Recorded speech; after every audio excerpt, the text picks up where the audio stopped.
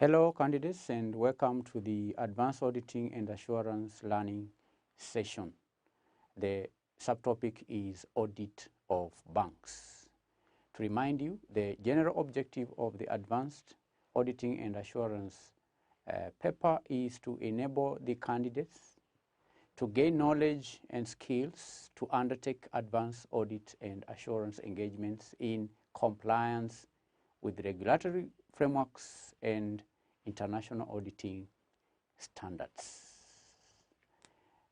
The subtopic Audit of Banks candidates.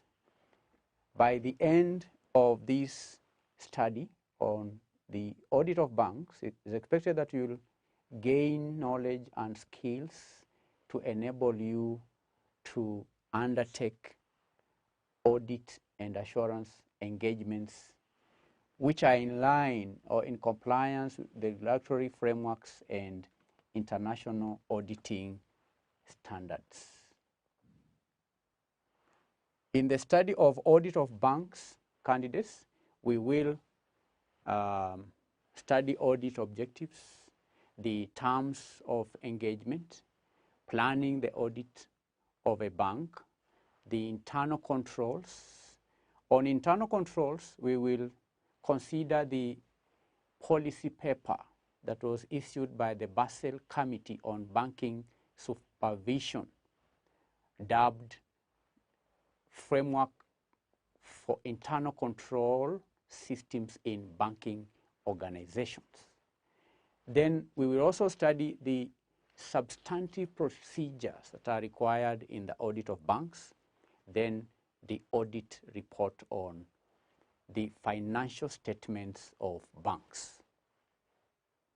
So candidates, welcome to the session, Audit of Banks. I just stated that in auditing of financial statements, the auditor should pay attention to the regulatory frameworks and international auditing standards. That is regulatory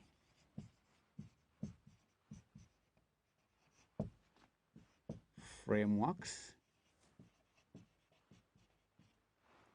and international standards on auditing. The Banking Act of 2015, Section 24, requires that every institution to appoint annually an auditor who is qualified and approved by the central bank, whose duty is to audit and make a report upon the annual balance sheet and the profit and loss account, which are to be submitted to the central bank. That is Section 24 of the Banking Act. Section 24. Section 24 of the Banking Act of 2015. Now, Section 25 of the same Act talks about change of auditors, and such changes of auditors of a bank should be notified to the central bank. And Section 26 of the Banking Act is about auditors' duty of confidence. Auditor's duty of confidence. Now, the audit of banks is governed by the International Auditing Practice Statement number 1006. This statement is about the audit audit of financial statements of banks. Financial statements of banks. And the purpose of this statement is to provide practical assistance to auditors and to promote good practice in applying international standards on auditing of the financial statements of banks. Learners, it should also be noted that this statement is not intended to be an exhaustive listing of the procedures and practices to be used in such an audit. And therefore, in conducting an audit in accordance with ESAS, the auditors comply with all the requirements of all the international standards on auditing. But we all know that banks commonly undertake a wide range of activities. However, most banks continue to have in common some basic activities of deposit taking, borrowing, lending, settlement, trading, and treasury operations, and so on. So this statement, the primary purpose for this statement is the provision of guidance on the audit implications of such activities. I've mentioned the activities like borrowing, lending, settlement, trading, treasury operations, and so on. So before we get into the audit of banks, I think it's important for us to highlight some of the basic characteristics that generally distinguish banks from other commercial enterprises. Basic characteristics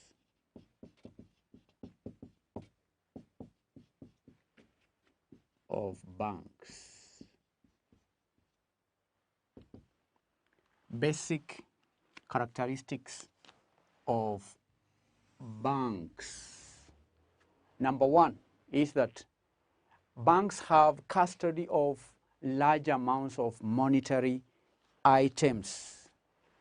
Custody of large amounts of monetary items.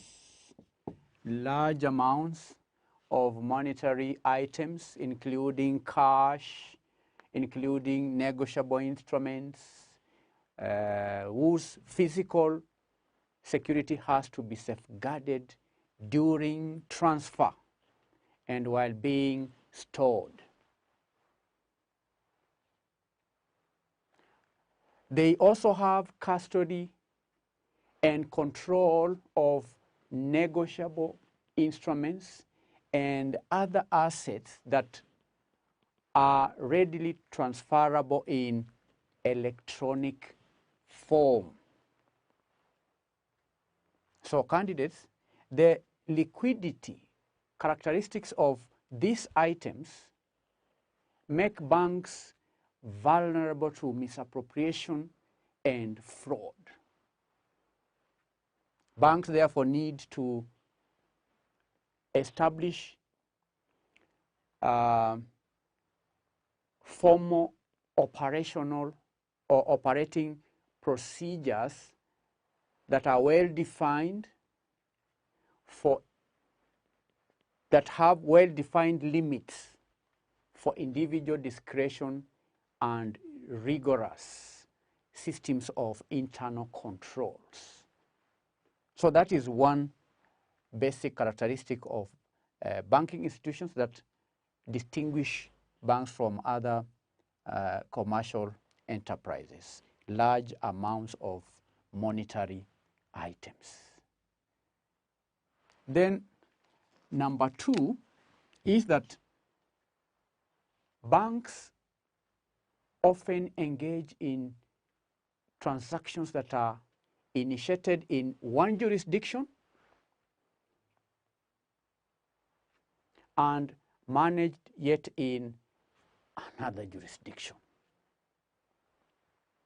Transaction is initiated, for example, in one continent, and then the management of that transaction is done in another continent.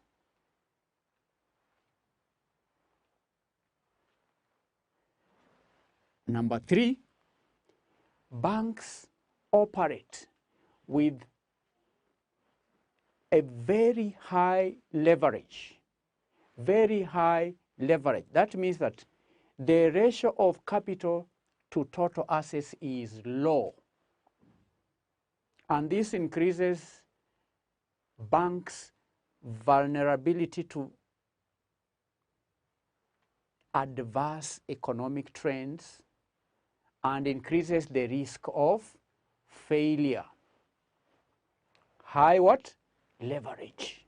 They operate with very high leverage, meaning that the ratio of capital to total assets is low.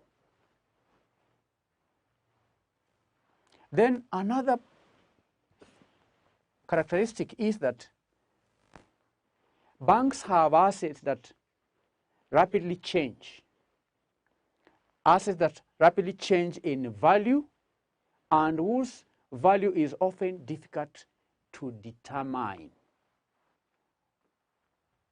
Consequentially, a relatively small decrease in asset values may have a significant effect on their capital and potentially on their regulatory solvency.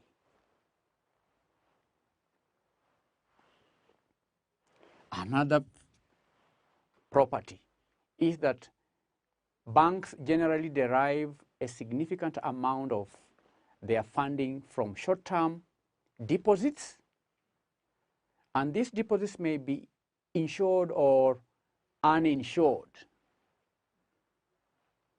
Therefore, a loss of confidence by depositors in a bank's solvency may quickly result in liquidity crisis. May do what? May result in liquidity crisis. Liquidity crisis. Another feature is that banks have fiduciary duties, and these fiduciary duties are in respect of the assets they hold that belong to other persons. And these fiduciary duties may give rise to liabilities for breach of trust. So they therefore need to establish operating procedures, internal controls designed to ensure that they deal with such assets only in accordance with the terms on which the assets were transferred to the bank.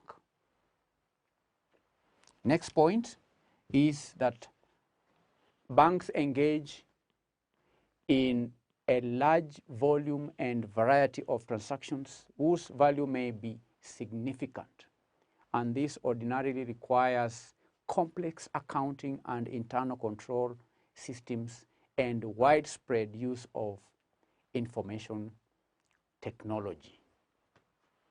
Another characteristic is that banks ordinarily operate through networks of branches and departments that are geographically located or geographically dispersed. This necessarily involves a greater decentralization of authority and dispersal of accounting and control functions, with consequential difficulties in maintaining uniform operating practices and accounting systems, particularly when the branch network transcends national boundaries.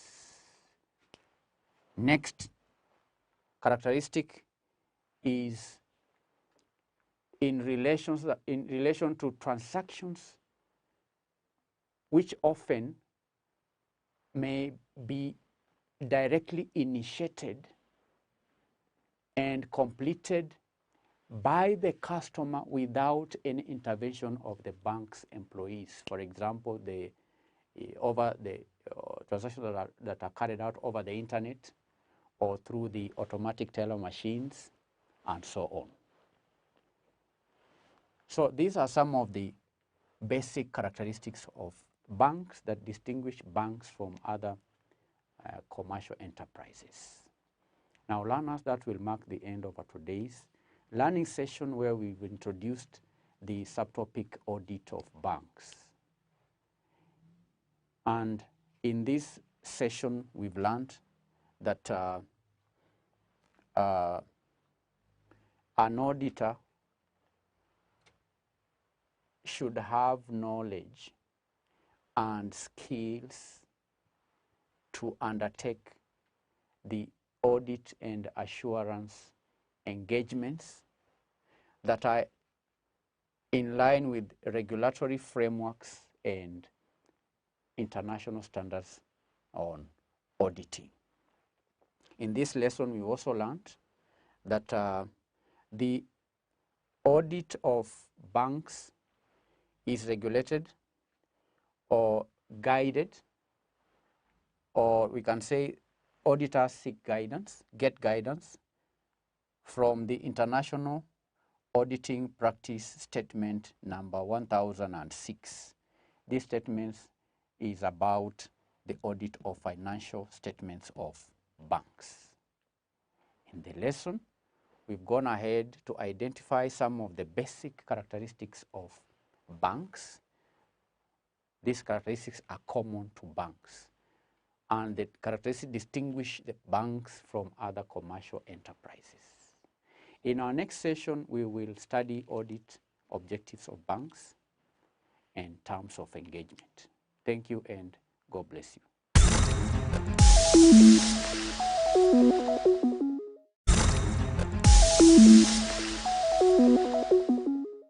How are you, everyone, and welcome back to the lesson. The subject is auditing and assurance. We are still covering the topic forensic accounting. During our last lesson, we defined forensic accounting. Then we outlined the primary objectives of forensic accounting. Then we distinguished between forensic accounting and statutory audit. All right, forensic audit and statutory audit, we made 5 distinctions between the two. Today we are going to study some key points regarding rules of evidence. Rules of evidence in court proceedings. Rules of evidence in court proceedings. We say that the one purpose of carrying out forensic accounting is to gather evidence that can be used in court proceedings as far as financial crimes are concerned. Now, the rules of evidence in court proceedings vary depending on the jurisdiction and the legal system in which the court operates. But there are some general principles and common rules that are followed in many legal systems. So we're going to discuss a few points. One is on relevance. Relevance. Now, here, evidence must be relevant to the case at hand. It should have a logical connection to the facts in dispute and must be useful in proving or disapproving a fact. That's the first point you can say about rules of evidence in court proceedings as far as forensic accounting is concerned. Relevance. Evidence must be relevant to the case at hand. The second point is admissibility.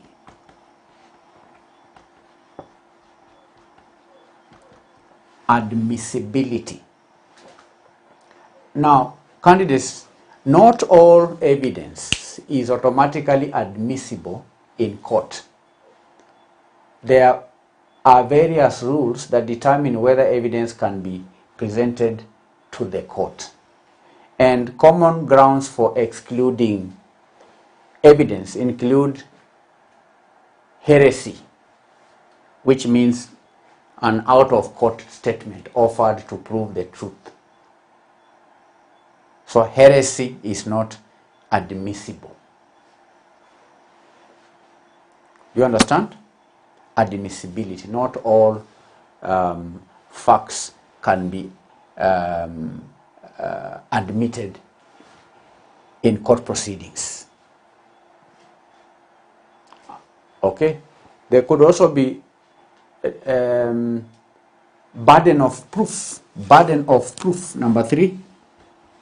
Burden of proof. Burden of proof. The burden of proof rests with the party asserting a claim or seeking to prove a fact. So the standard of proof varies depending on the type of case, ranging from beyond reasonable doubt, which applies in criminal cases, to preponderance of evidence, which applies in case of civil cases. 4. Competence and credibility. Now here, candidates, witnesses must be competent to testify, meaning that they must have the ability to understand and answer questions. And their credibility may also be challenged through a cross-examination or by presenting contradictory evidence. 5. Heresy. Heresy. Heresy. Okay? Heresy. Is it the right spelling? Should be heresy. Heresy. Heresy. Now here, heresy, candidates, refers to an out-of-court statement offered for the truth of the matter asserted. And in general, heresy is not admissible as evidence unless it falls within recognized exception, such as statement made by a party opponent or a dying declaration or a statement against interest. Heresy. Then number 6, authentication. Authentication. Evidence must be properly authenticated to establish its relevance, to establish its reliability. And this involves providing sufficient evidence to show that the item or testimony is what it purports to be. Authentication, from the word authenticity. Authenticity. 7. Expert testimony. Expert testimony. Now, expert witnesses may be called to provide specialized knowledge or opinions or interpretations in areas beyond the understanding of the average person. So the admissibility of expert testimony is subject to specific criteria, including the expert's qualifications and the reliability of their methods.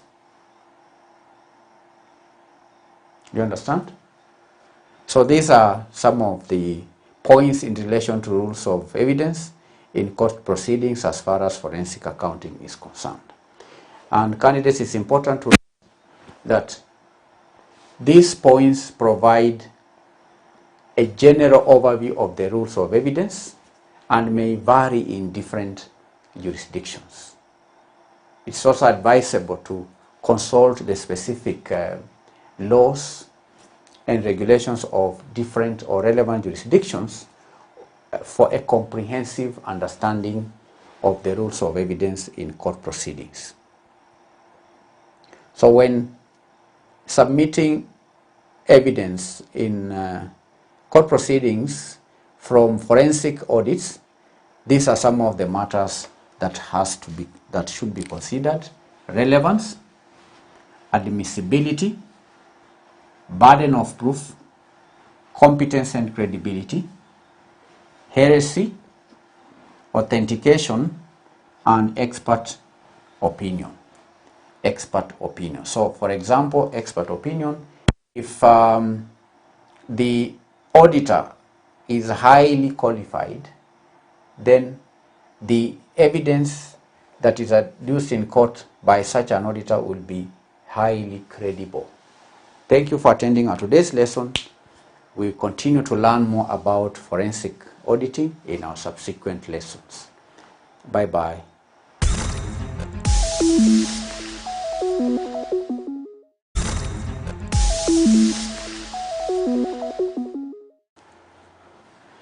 Hello and welcome, candidates, to the Advanced Auditing and Assurance lesson. The topic is Audit, Evaluation and Reviews. Today the subtopic is Audit under Taxation Laws. Audit under Taxation Laws. And candidates, audit under taxation laws involves the examination and verification of a company's financial records and tax-related information to ensure compliance with applicable tax laws and regulations. In our today's lesson, we are going to study some of the key points to consider in the audit process under taxation laws. And the first point is understanding tax laws and regulations.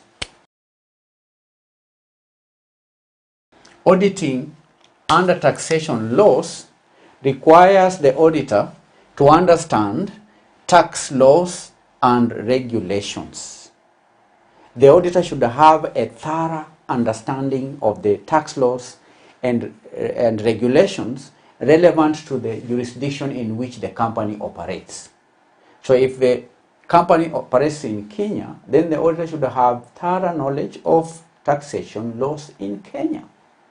And such knowledge will include knowledge of income tax, knowledge of value-added tax, the knowledge of value-added tax laws, the customs and excise tax laws, and any other relevant tax provisions. For one to audit under taxation laws, one has to be well versed with the taxation laws and regulations relevant in the jurisdiction in which the company operates. That's the first important key point. Now, the second key point is review of tax planning and strategies. Review of tax planning and strategies. Review of tax planning and strategies. The auditor is required to do what? To review the tax planning and strategies of the company. Here, the auditor assesses the company's tax planning strategies to understand their compliance with applicable law in the country. And that may include reviewing the company's tax planning policies, the transactions, and also any tax incentives or exemptions that the company claimed during the year. Number 3 is verification of tax computations.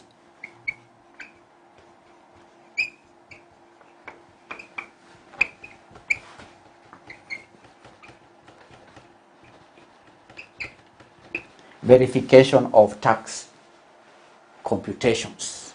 The auditor here verifies the accuracy of tax computations made by the company, including the taxation of taxable income, deductions, credits, and any liabilities or refunds.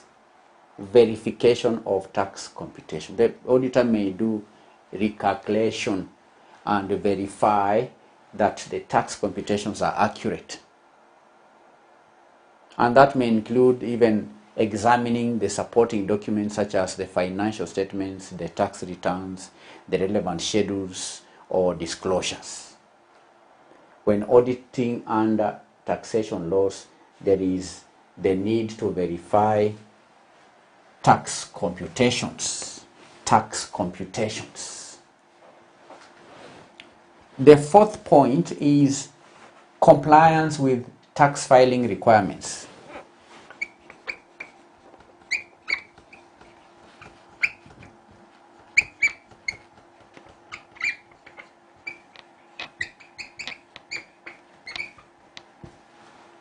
Compliance with tax filing requirements. The auditor here ensures that the company has met its obligations regarding tax filings, including the timely submission of tax returns and supporting documentation.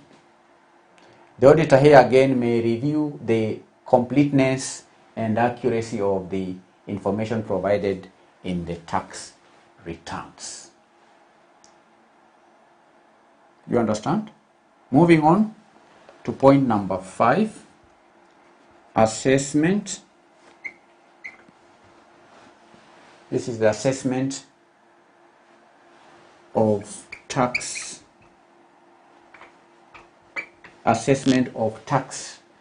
risks and provisions. Assessment of tax risks and provisions. The auditor assesses the company's tax risks, including the potential tax liabilities, uncertainties, and contingent tax liabilities. The auditor may review the adequacy of tax provisions and any tax reserves made by the company to cover potential tax liabilities. So that's an important point to note when auditing under taxation laws. Assessment of tax risks and provisions. 6, evaluation of internal controls. Assessment of internal controls. The auditor evaluates the effectiveness of the company's internal controls related to tax compliance, and that may include reviewing controls over tax-related processes such as the identification and recording of tax transactions, proper documentation, and also adherence to tax filing and payment deadlines. Evaluation of internal controls is an important point to note when auditing under taxation laws. 7, interaction with tax authorities.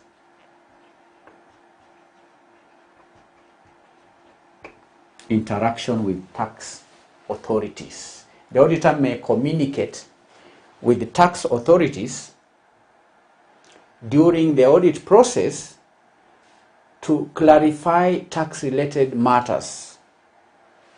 He may also interact with tax authorities to obtain additional information or resolve any discrepancies or issues identified. So that's part of audit under taxation laws. Interaction with the tax authorities. Like in Kenya, the auditor may communicate with the Kenya Revenue Authority in order to obtain additional information, in order to seek clarification on tax-related matters, and also in order to resolve any discrepancies or matters that may come to his attention during the audit process. Then lastly, number 8, reporting. Reporting is yet another important aspect when auditing under taxation laws. The auditor provides under reporting an opinion on the company's compliance with tax laws and regulations, highlighting any material misstatements or any material non-compliance, all right, or any material discrepancies. And here, candidates, the auditor's report may include disclosures related to tax matters, such as tax contingencies and uncertainties.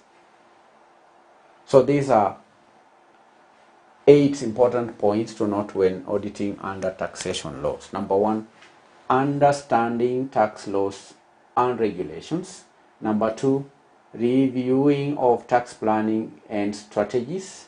Number 3, verification of tax computations. Number 4, compliance with tax filing requirements. Number 5, assessment of tax risks and provisions. Number 6, evaluation of internal controls. Number 7, interaction with tax authorities. And lastly, audit reporting. Now, in closing, candidates, it's important to note that auditors conducting audits under taxation laws must stay up to date with changes in tax legislation, regulations, and interpretations.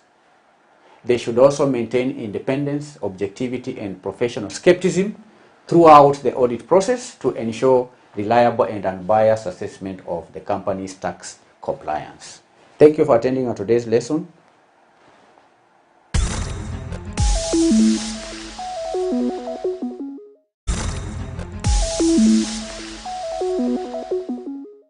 Greetings, candidates, and welcome back to the lesson. Today we are going to study a going concern assumption as a financial statement risk.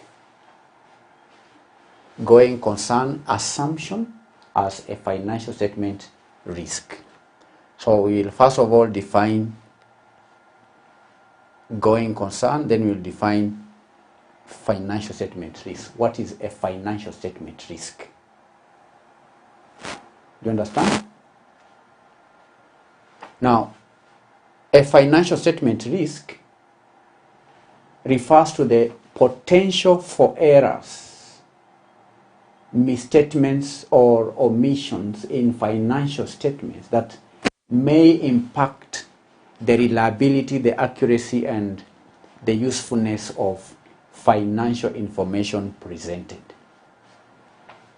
Risk, potential for errors, is the potential for errors, potential for misstatements, potential for omissions in the financial statements that may impact the reliability, accuracy, and the usefulness of the financial statements. And financial statement risks may occur or arise from various sources and can have significant implications for users of financial statements, including investors, creditors, and other stakeholders. And candidates, the going concern in itself is not considered a financial statement risk. Instead, the going concern assumption helps in assessing and addressing the potential financial statement risks. So that's the meaning of financial statement. But the going concern assumption, candidates, assumes that an entity will continue in its operation in the foreseeable future. That's the going concern assumption. When carrying out business, it's assumed that the business will continue to operate in the foreseeable future without any need to closing it down or curtailing the operations, largely curtailing the operations of the organization. That's the going concern. The going concern assumption assumes that an entity will continue to operate in the foreseeable future. However, if there are uncertainties or events that cast doubt on the entity's ability to continue as a going concern, it can pose a risk to the financial statements. And in such cases, the risk arises from the potential impact on the financial statements if the going concern assumption is no longer appropriate. And when there are indicators of going concern risk, it becomes crucial to assess the implication of such risks on the financial statements and consider appropriate adjustments or disclosures. And failure to recognize or adequately disclose the going concern risk can lead to misleading or incomplete financial statements, which poses a risk to the users of those statements. So in this lesson, we're going to study some examples of how the going concern assumption can be a risk to financial statements. Examples of how the going concern assumption. Examples of how the going concern assumption can be a risk. Examples of how the going concern assumption can be a risk to financial statements. One is inadequate disclosure. Inadequate disclosure. If there are material uncertainties or events that raise substantial doubts about the entity's ability to continue as a going concern, but they are not disclosed or disclosed inadequately, it can mislead users of financial statements. So that's an example. Number two, asset impairment. Asset impairment. Now, when there are indicators of going concern risk, it may impact the recoverability of the entity's assets. And if the carrying amount of assets is not appropriately adjusted for impairment, then it can overstate their value in the financial statement. And that is an example of how the going concern assumption can be a risk to the financial statements. 3, revenue recognition. Revenue recognition. Now, candidates, the going concern risk,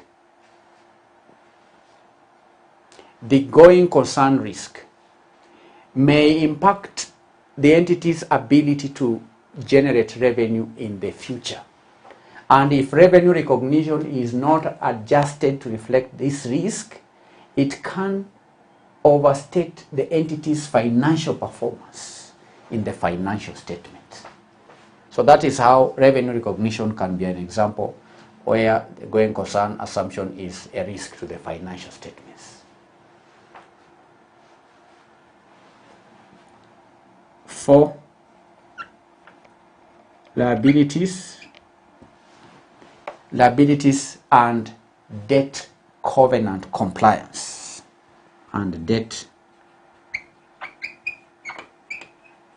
covenant liabilities and debt covenant compliance. The going concern risk here may affect an entity's ability to meet its financial obligations or comply with debt covenants, and failure to appropriately assess and disclose these risks can lead to an understatement of liabilities or failure to provide necessary disclosures about debt defaults or even refinancing challenges.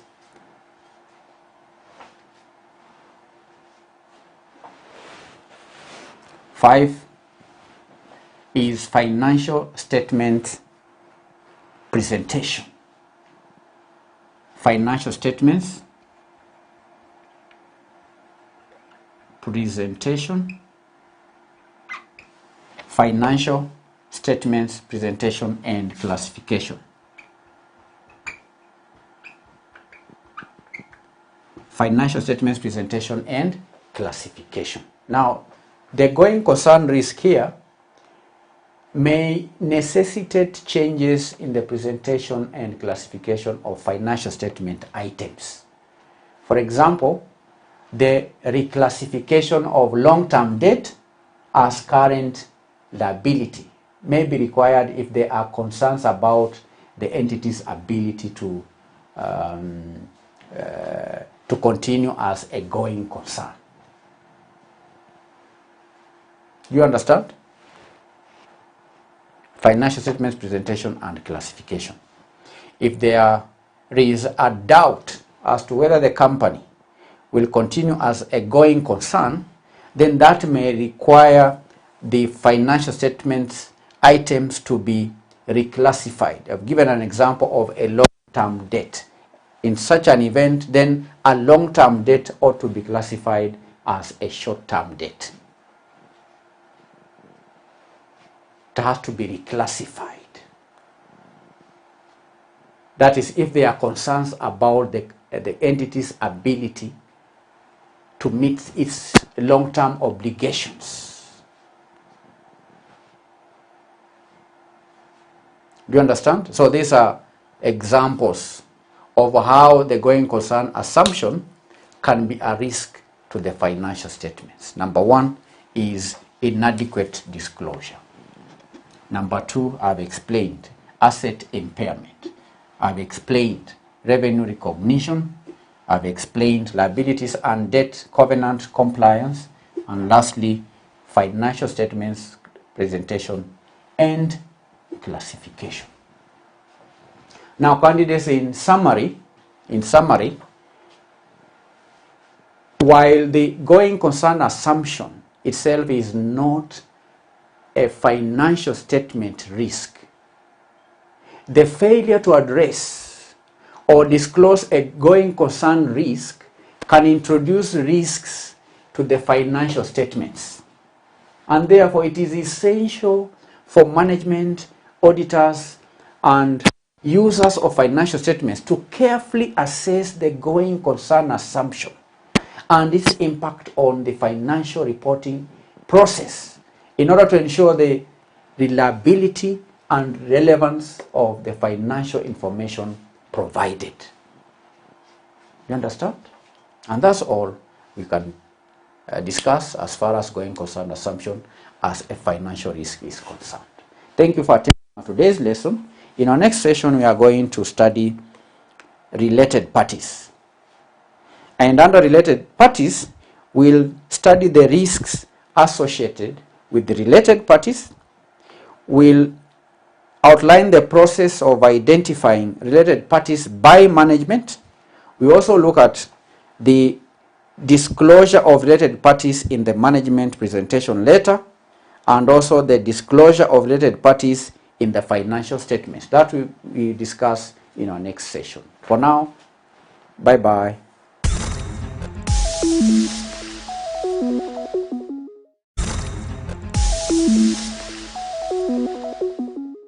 Greetings and welcome back to the lesson. Today we'll be picking up from where we left in our last session. The topic is audit, evaluation and reviews.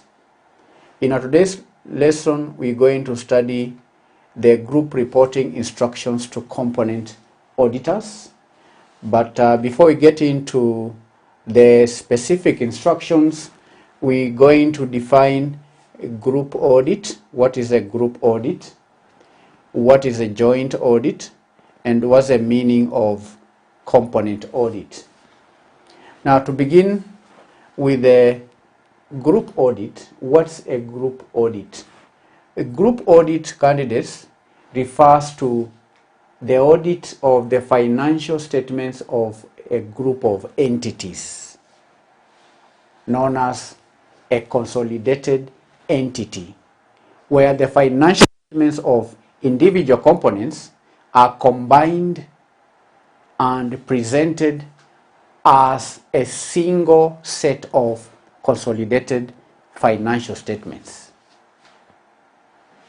For instance, if there is a group of companies, say A is a parent company, B is a subsidiary, C a subsidiary, D subsidiary, and E subsidiary. So this is a group. For example, I'll give you an example of a group audit.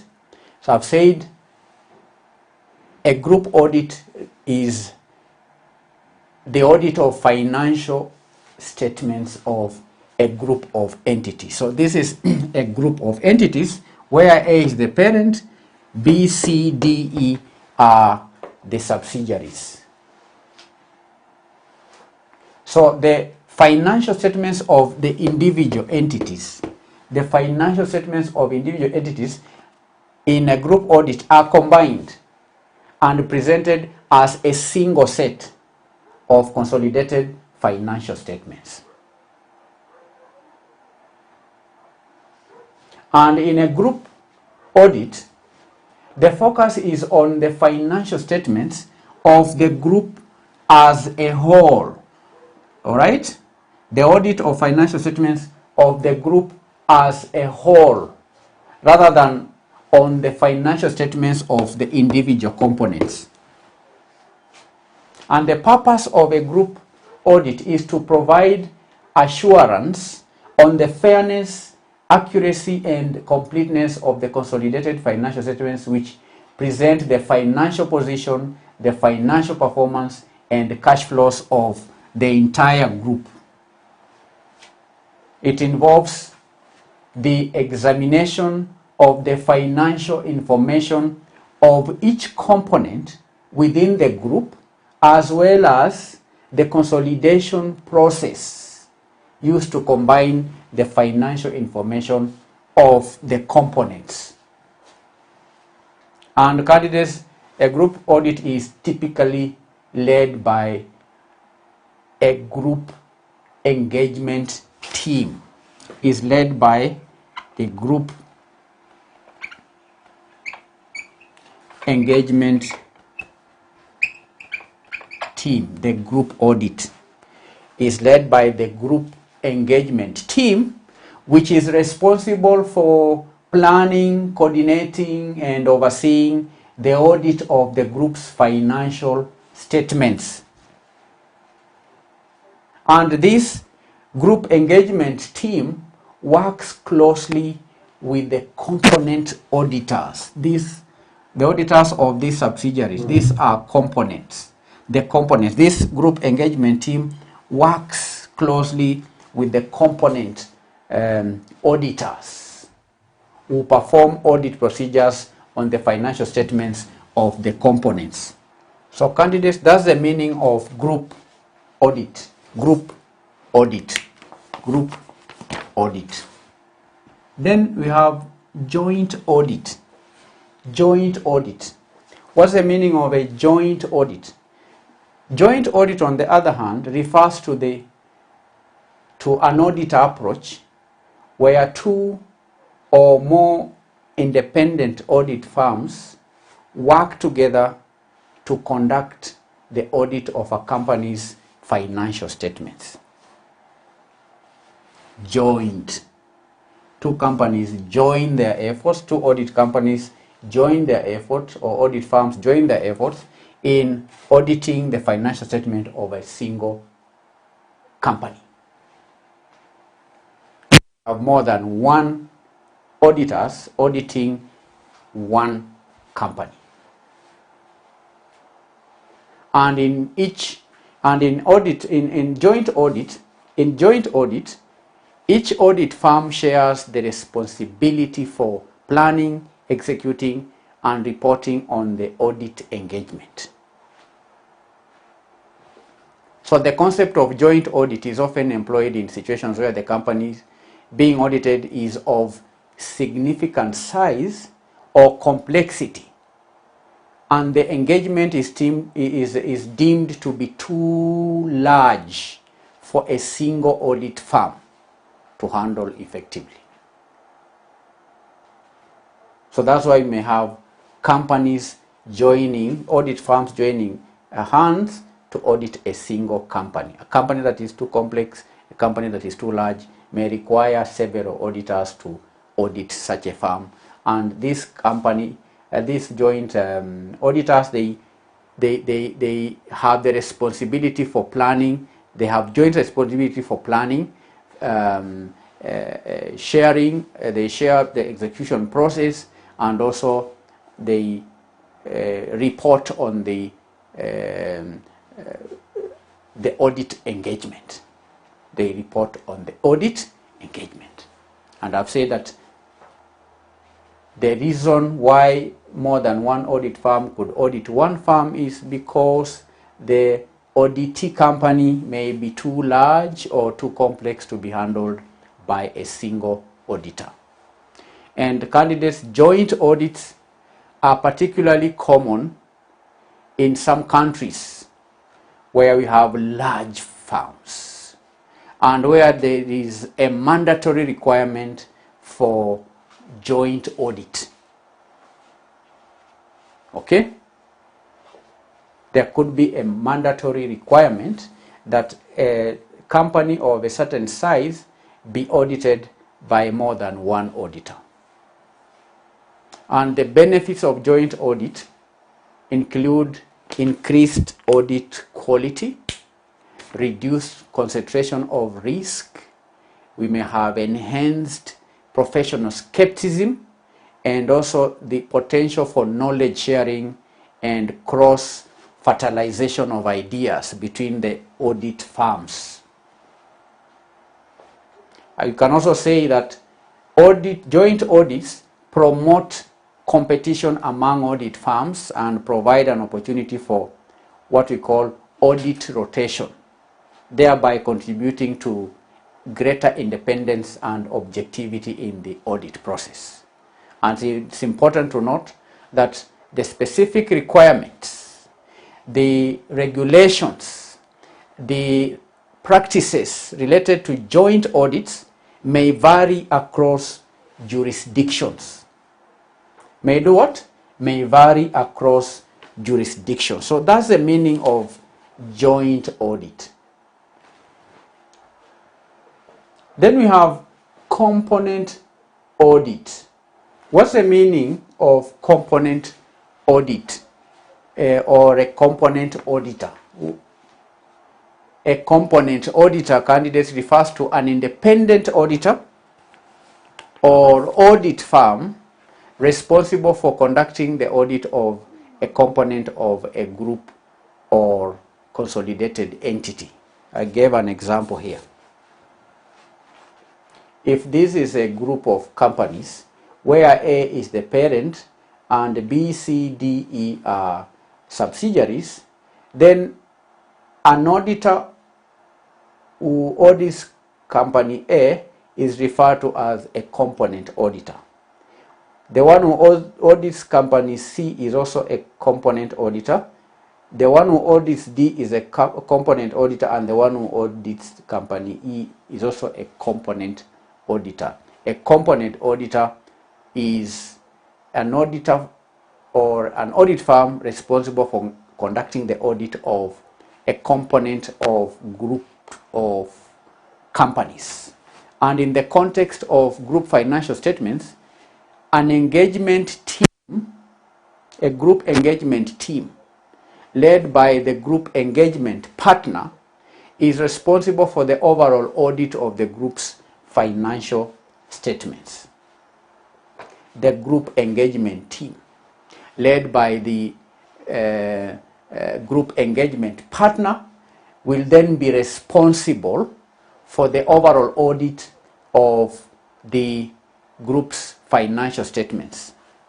However, due to the complexity or the geographical dispersion of the group engagement team may engage component auditors to perform audit procedures on the financial statements of the components within the group. And the component auditors work. The component auditors, we can say, these component auditors, they work under the direction of the group engagement team, and they perform audit procedures on the financial statements of the assigned component. So candidates, the component auditor is responsible for planning, executing, and reporting on the financial or on the audit work performed on that particular component. And they assess the component's financial information, the internal controls, the accounting policies, the significant transactions to form an opinion on the component's financial statements. So candidates, the component auditor communicates the results of their audit work to the group engagement team, including any significant findings, risks, material misstatements, differences in accounting policies, and other relevant matters. And this communication is important for the group engagement team to properly assess the impact of the component's financial information on the overall group financial statements. So that's the meaning of a component audit or component auditor. Now let us now discuss the group reporting instructions to component auditors. We've just said that the component auditors work under instructions from the component, from the group engagement team. And therefore, candidates, the group reporting instructions to the component auditors are just a set of guidelines and instructions provided by the group engagement team to the component auditors to ensure consistency, accuracy, and compliance with the group's reporting requirements. And candidates, these instructions to the component auditors aim to facilitate the consolidation process and the preparation of group financial statements. And the specific content of the group reporting instructions may vary depending on the nature of the group and its reporting requirements. But we are going to study generally, we are going to outline generally the instructions that may be issued to component auditors by the group engagement team. All right? we are going to outline some of the instructions.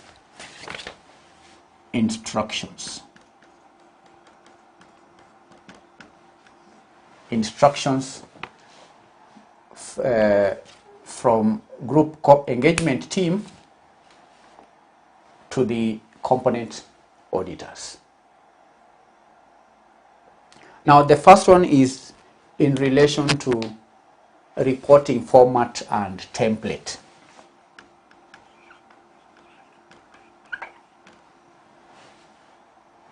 Reporting format and template. Reporting format and template.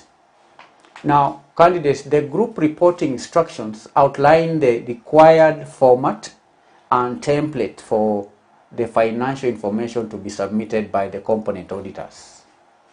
And this ensures consistency in the presentation of financial statements and supporting schedules across all components. So, when submitting reports, these components must do so following a certain format and template. Why? So that there is consistency in the presentation of financial statements and supporting schedules across all the components. The second instruction, number 2, reporting deadlines. Reporting deadlines. Now, the instructions should specify the deadlines for the submission of financial information and audit documentation by the component auditors. There should be timely submission, because timely submission is crucial to ensure that the group engagement team has sufficient time to review and consolidate the financial statements or information.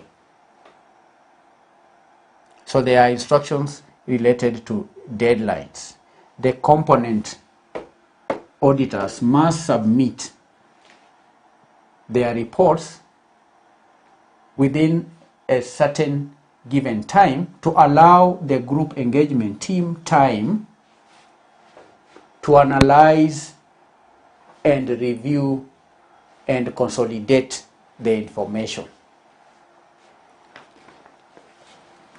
3, reporting requirements. Reporting requirements. The instructions detail the specific financial information and disclosure that should be included in the component auditors' reports. And these may include requirements related to balance sheets, income statements, cash flow statements, and the accompanying notes and disclosures. There has to be clear instructions on that. 4, consolidation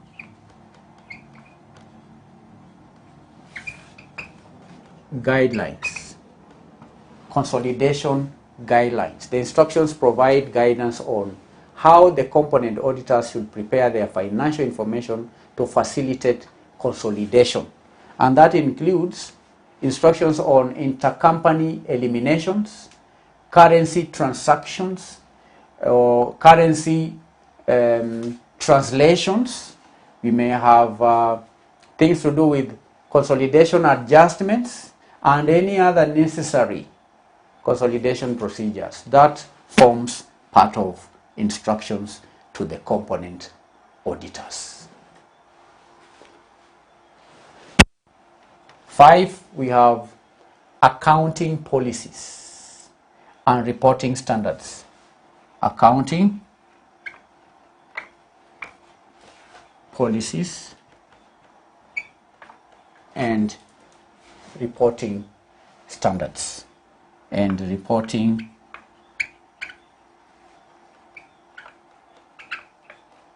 standards. Accounting policies and reporting standards. There are also guidelines or instructions in relation to accounting policies and reporting standards. The group reporting instructions specify the accounting policies and the reporting standards that should be followed by the component auditors.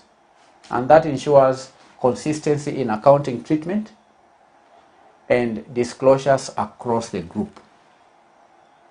Accounting policies could be in relation to depreciation, inventories, and all that. If the company is maybe applying the straight line method for depreciation of fixed assets, then that has to be standardized across the components. So there ought to be standard instructions on accounting policies and reporting standards. 6. Materiality thresholds. Materiality thresholds. The instructions may provide guidance on materiality thresholds for component auditors reporting. And this help to ensure that material misstatements and significant items are appropriately identified and appropriately disclosed. Materiality thresholds. Number 7, communication and coordination. Instructions candidates here emphasize the importance of communication and communication between the group engagement team and the component auditors. And that includes instructions on reporting significant findings, risks, related party transactions, and any other matters relevant to the group audit. There ought to be instructions on communication and coordination. 8. Audit documentation. Audit documentation. The instructions here may outline the specific documentation requirements for component auditors. And this ensures that the audit documentation is comprehensive, the documentation is well organized, and easily reviewable by the group engagement team. So these are 8 instructions to component auditors by the group engagement team. Now, candidates, the group reporting instructions, as we have discussed, serve as a guideline for component auditors to perform their audit procedures and prepare financial information that meets the group's reporting requirements. And by providing clear and consistent instructions, the group engagement team aims to streamline the consolidation process. It also helps to enhance the quality and the comparability of the group financial statements, and also facilitate efficient communication between the group engagement team and the component auditors. So that's all for our today's lesson, where we've defined group audit. By now you know the meaning of a group audit, you know the meaning of a joint audit, you know the meaning of component audit. We've gone ahead and outlined the group reporting instructions to component auditors, and these are instructions from the group engagement team. So thank you for your time. I'll hope to meet you in our next session, where we will continue studying the topic audit, evaluation, and reviews, and particularly we will cover analytical reviews. Thank you. God bless you. Bye-bye.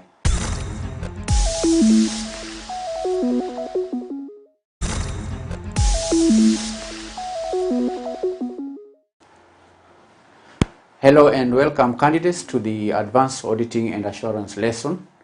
The topic is Audit, Evaluation and Reviews. Today the subtopic is Audit under Taxation Laws.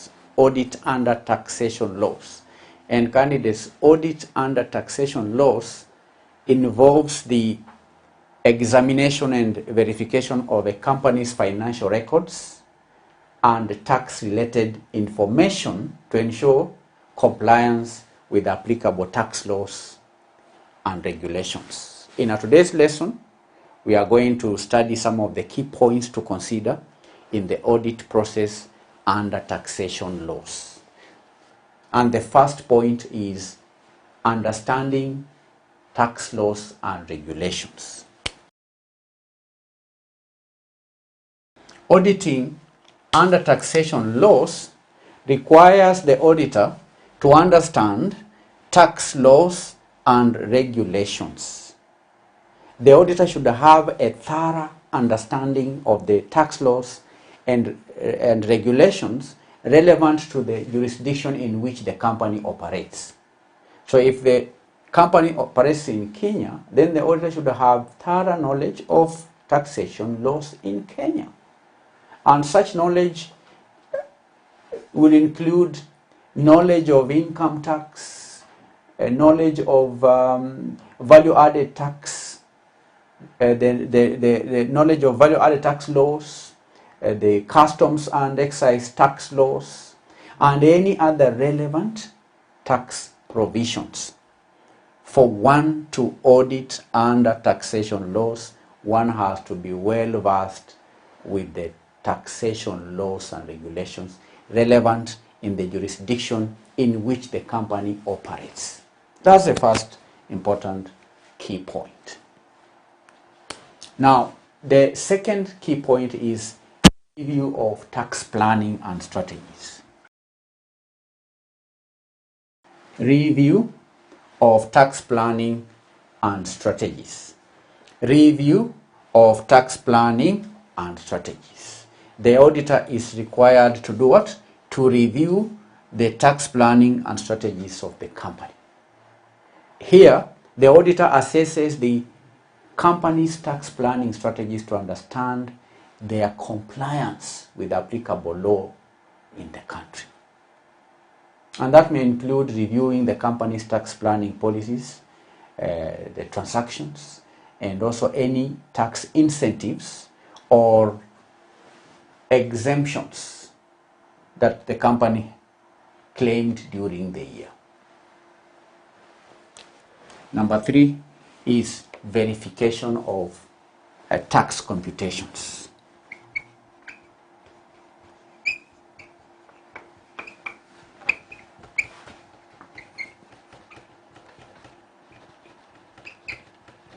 Verification of tax computations.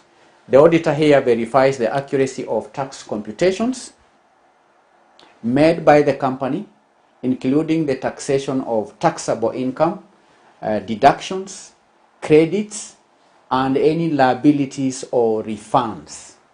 Verification of tax computation. The auditor may do recalculation and verify that the tax computations are accurate.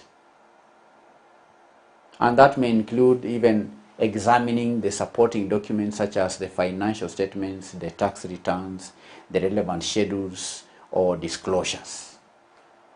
When auditing under taxation laws, there is the need to verify tax computations. Tax computations.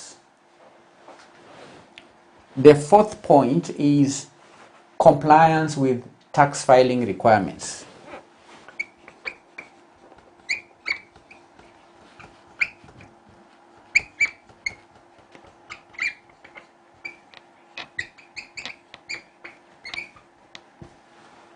Compliance with tax filing requirements. The auditor here ensures that the company has met its obligations regarding tax filings, including the timely submission of tax returns and supporting documentation.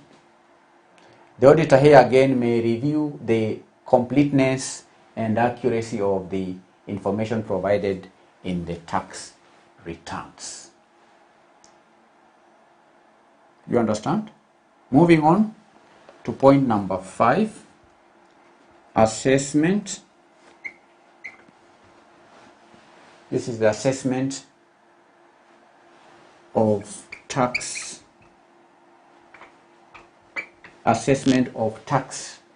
risks and provisions.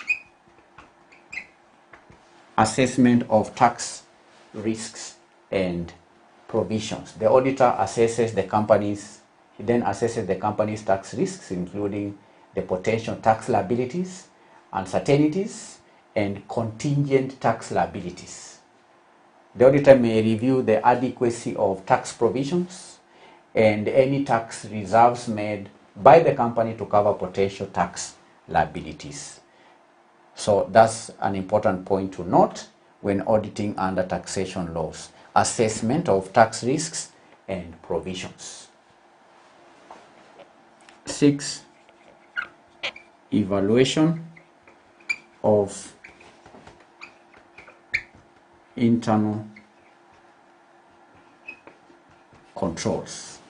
Assessment of internal controls. The auditor evaluates the effectiveness of the company's internal controls related to tax compliance, and that may include reviewing controls over tax-related processes such as the identification and recording of tax transactions, proper documentation, and also adherence to tax filing and payment deadlines.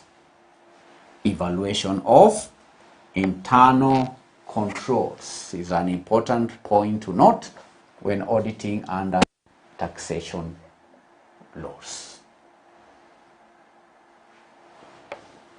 7, interaction with tax authorities.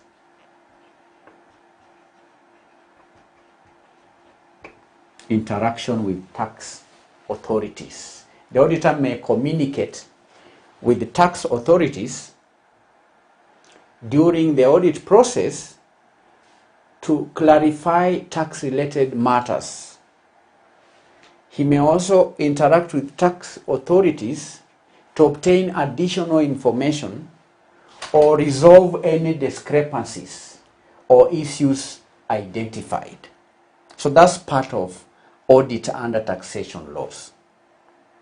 Interaction with the tax authorities. Like in Kenya, the auditor may communicate with the Kenya Revenue Authority in order to obtain additional information, in order to seek clarification on tax-related matters, and also in order to resolve any discrepancies or matters that may come to his attention during the audit process.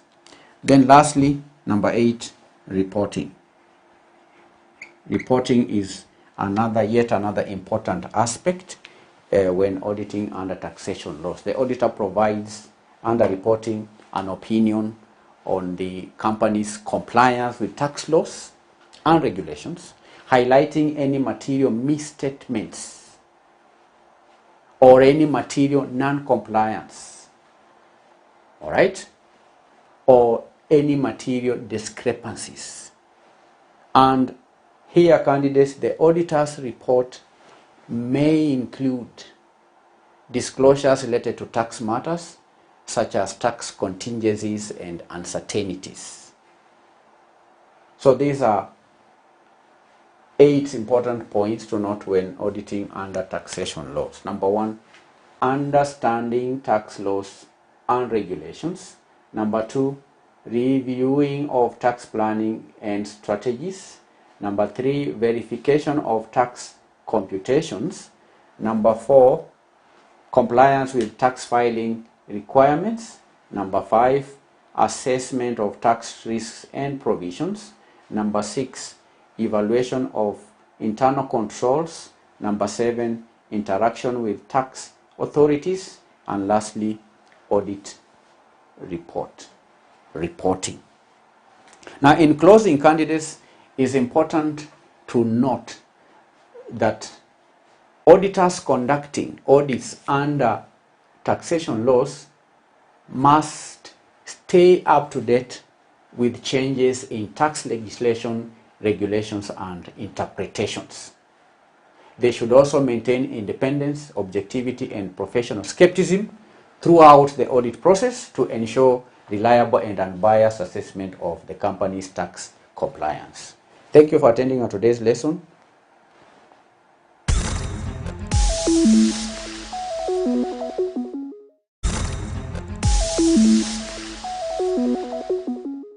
Hello and welcome to the lesson. The subject is Introduction to Law and Governance. We continue with the topic Introduction to Corporate Governance. In our previous sessions, we defined corporate governance as the way in which corporations are controlled and managed and also directed. In today's lesson, we will study the role of stakeholders in corporate governance, the role of stakeholders in corporate governance. Candidates, we know that organizations cannot achieve the intended objectives without involvement of various stakeholders. For a company to achieve its objectives, then it requires the input of various stakeholders like the shareholders, the management, the employees, the suppliers, the customers, the government, and so on. In today's session, we are going to study roles of stakeholders, specifically the shareholders, the directors, and the government. We will restrict our study to 3 stakeholders. Number 1, the shareholders. Number 2, the board of directors and the government. Let's begin with the shareholders. What is the role of shareholders in corporate governance? What is the role of shareholders in corporate governance? Now, candidates, shareholders of a company, both jointly and severally, are expected to protect, preserve, and actively exercise the supreme authority of the company in general meetings. The voice of the shareholders, as far as corporate matters are concerned, is to be expressed in the general meetings. They have a duty jointly and severally to exercise supreme authority, because shareholders are the owners of the company. Shareholders appoint the directors to run the affairs of the company on their behalf. So they have certain duties to perform in relation to corporate governance, which is said corporate governance is a way in which corporations are managed and directed. So what is the role of the shareholders in directing and managing a corporation? Number 1, shareholders have a role to ensure that the directors who are appointed are persons that are competent and reliable, persons who can add value to the company when elected or appointed. So directors or the board of directors is a group of individuals who are appointed by the shareholders. So that is the first important role of the shareholders, to appoint the board of directors. And when appointing board of directors, the board should comprise of individuals who are competent and reliable. So when appointing the directors, the shareholders ought to ensure that the individuals who they are putting in office are people who will discharge their functions as required. They ensure that only competent and reliable persons are appointed. So their role is to ensure only competent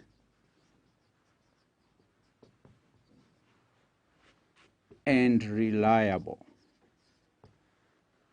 persons or individuals are appointed to the board.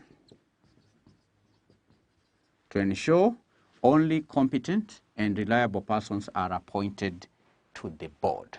That is supreme authority of the shareholders to ensure only competent. Competent means persons who have the required skills, persons who have the required experience. So when appointing these board of directors, they should be persons that have the relevant skills, relevant traits to discharge the functions of a director on a board. Now, the second role of shareholders in corporate governance is to ensure that the board of directors is constantly held accountable. To ensure that the board of directors are constantly held accountable, because they ought to account their responsibilities to the board. So the shareholders should ensure that the board of directors are constantly held accountable. They are constantly held responsible for the efficient and effective governance of the company. All right? Held accountable and responsible for the effective and efficient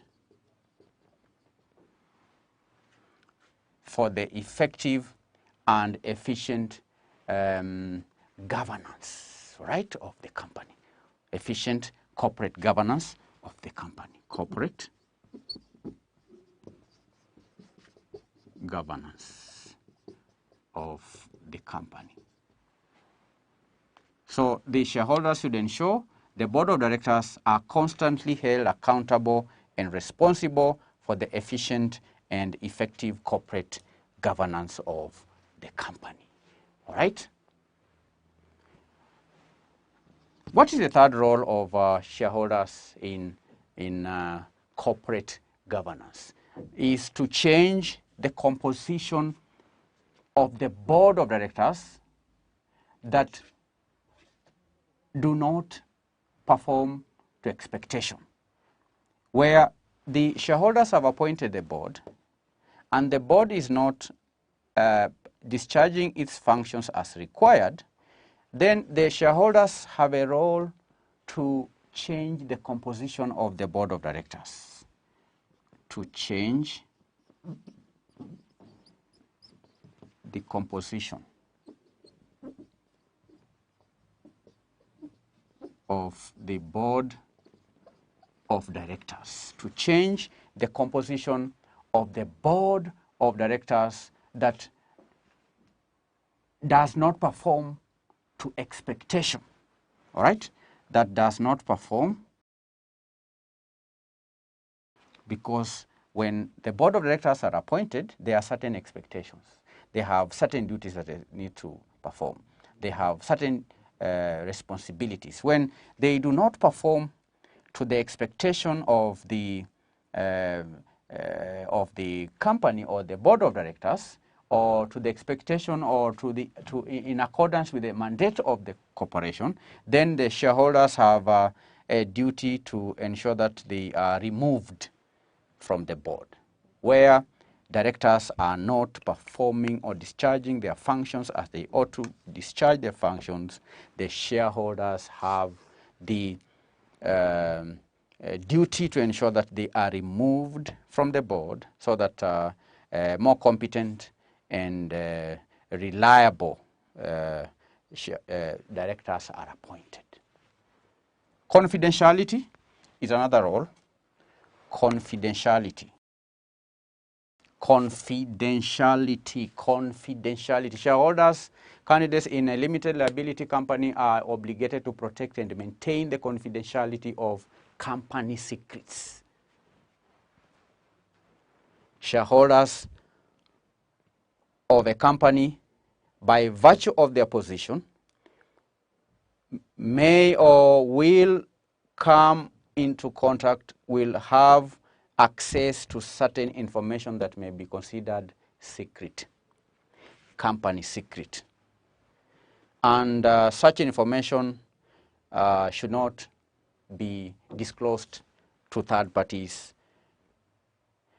And therefore, the shareholders have a role to maintain confidentiality. They are obligated to protect and maintain the confidentiality of company secrets. Now let's move on to the second stakeholder. The first stakeholder is the shareholders. The second stakeholder is the board of directors.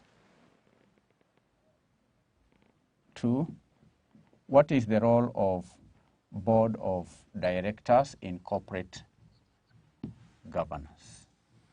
Now, the board of directors exercise all the powers of the company subject to the limitations contained in the law and the memorandum and articles of association.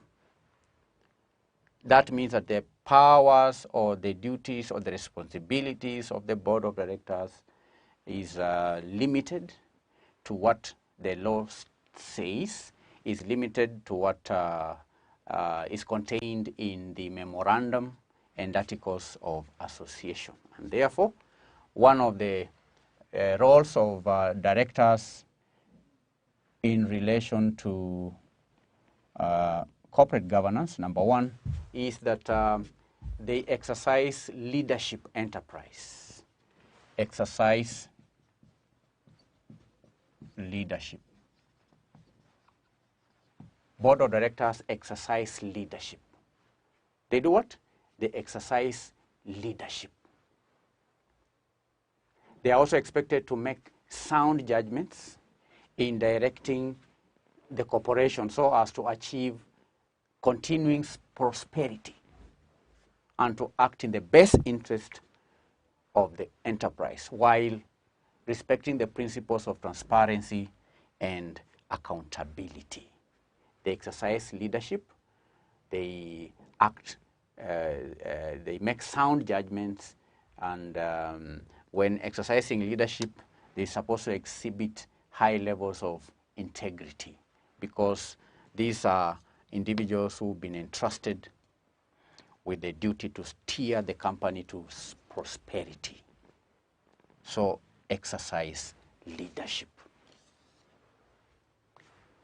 The second role of board of directors in corporate governance is to ensure that through a managed and effective process, board appointments are made that provide a mix of proficient directors, each of whom is able to add value and bring independent judgment to bear on the decision of the company.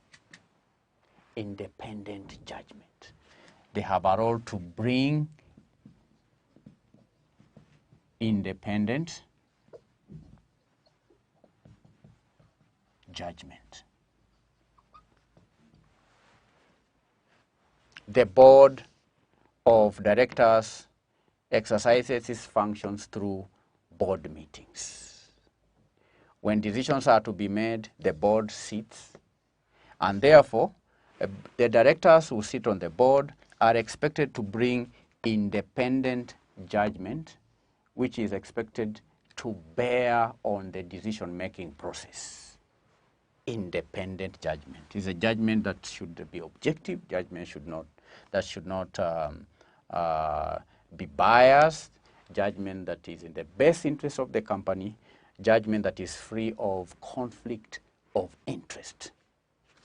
The third role of board of directors in relation to corporate governance is to determine the corporation's purpose and values. Determine the corporation's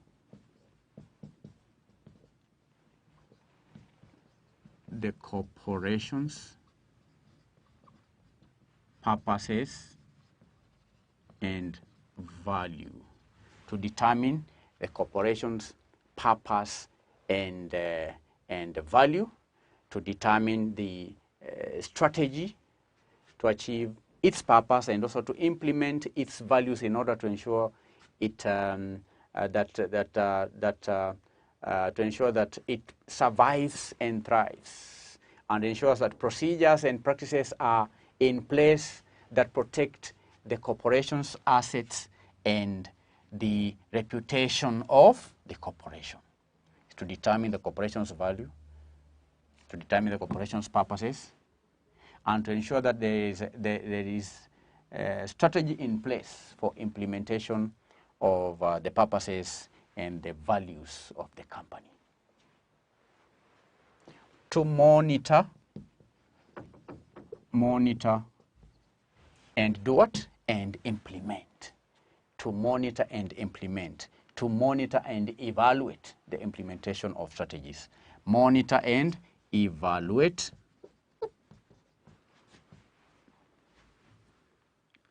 implementation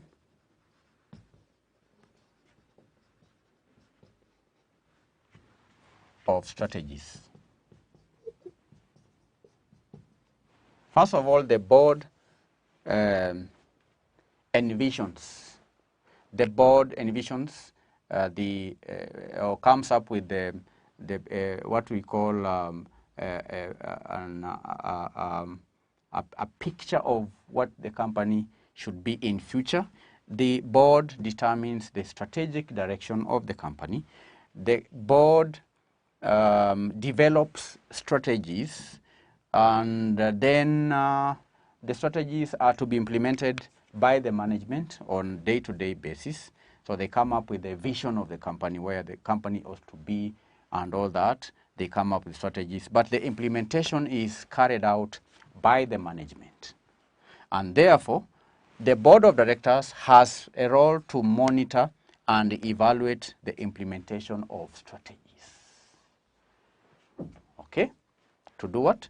To monitor and evaluate the implementation of strategies, the implementation of policies, and management performance. Policies and management performance.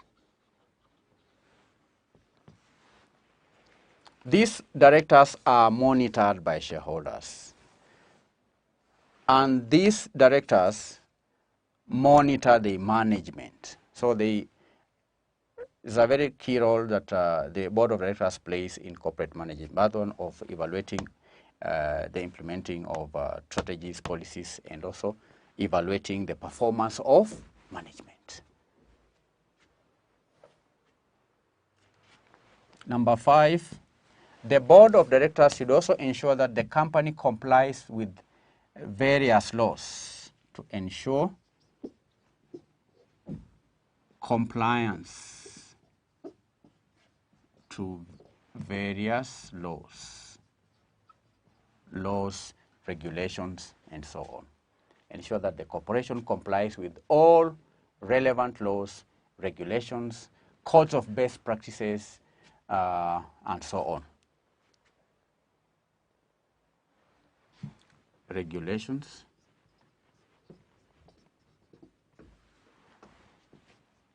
codes of best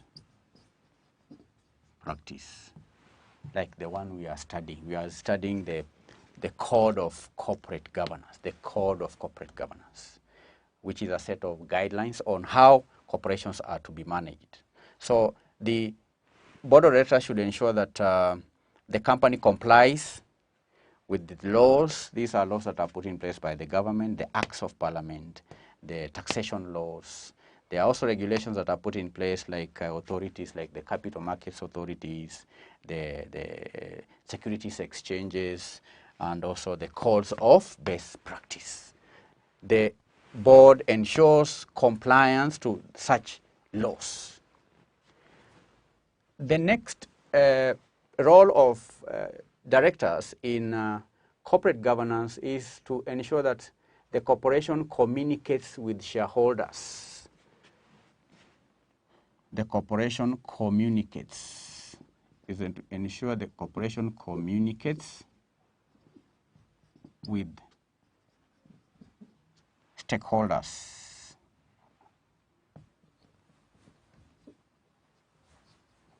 To ensure that the corporation communicates with the stakeholders and the shareholders and stakeholders effectively. Effectively.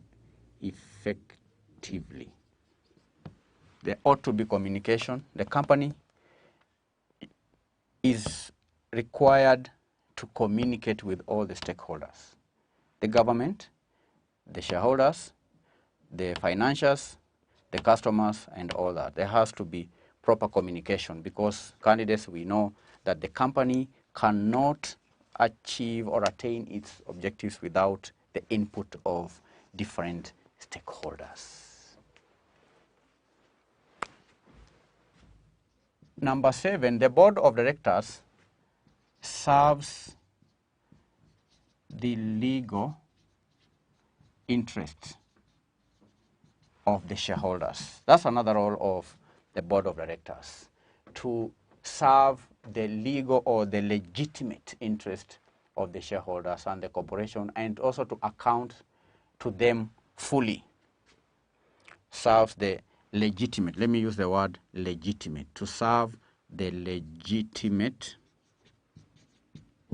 interest of the shareholders.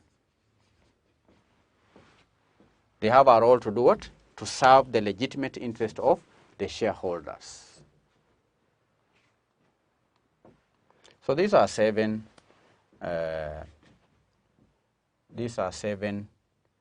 roles. Let me add another one, 8. Regularly review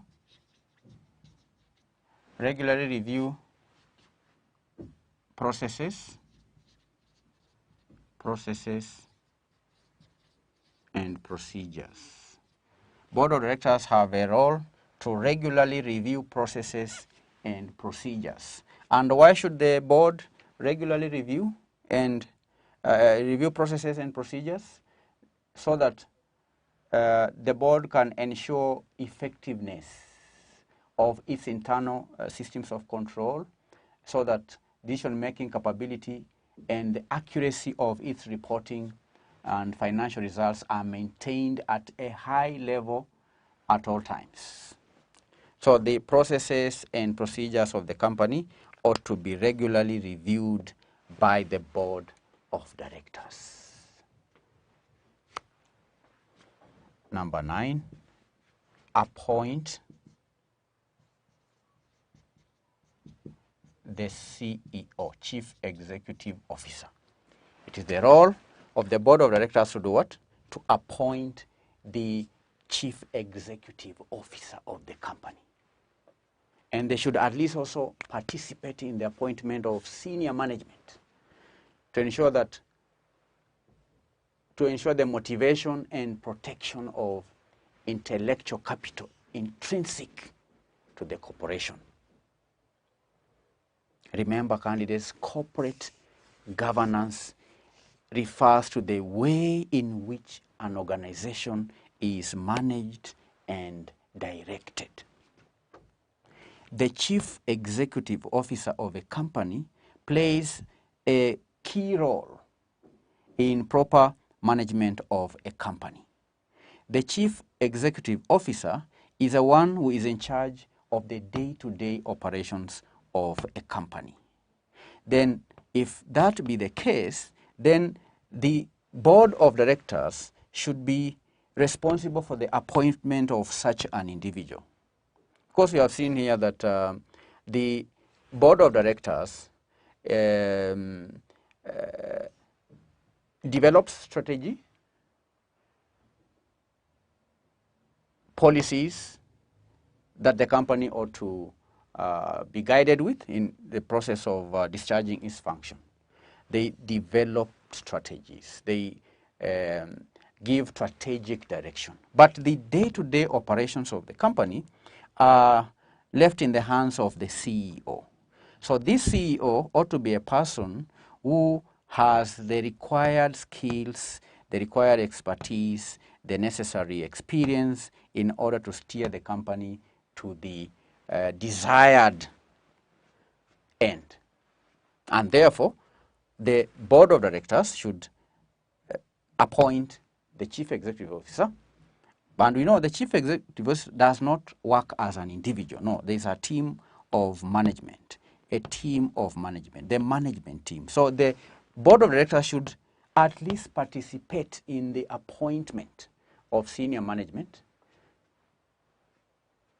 to ensure the motivation and protection of intellectual capital that is intrinsic to the corporation.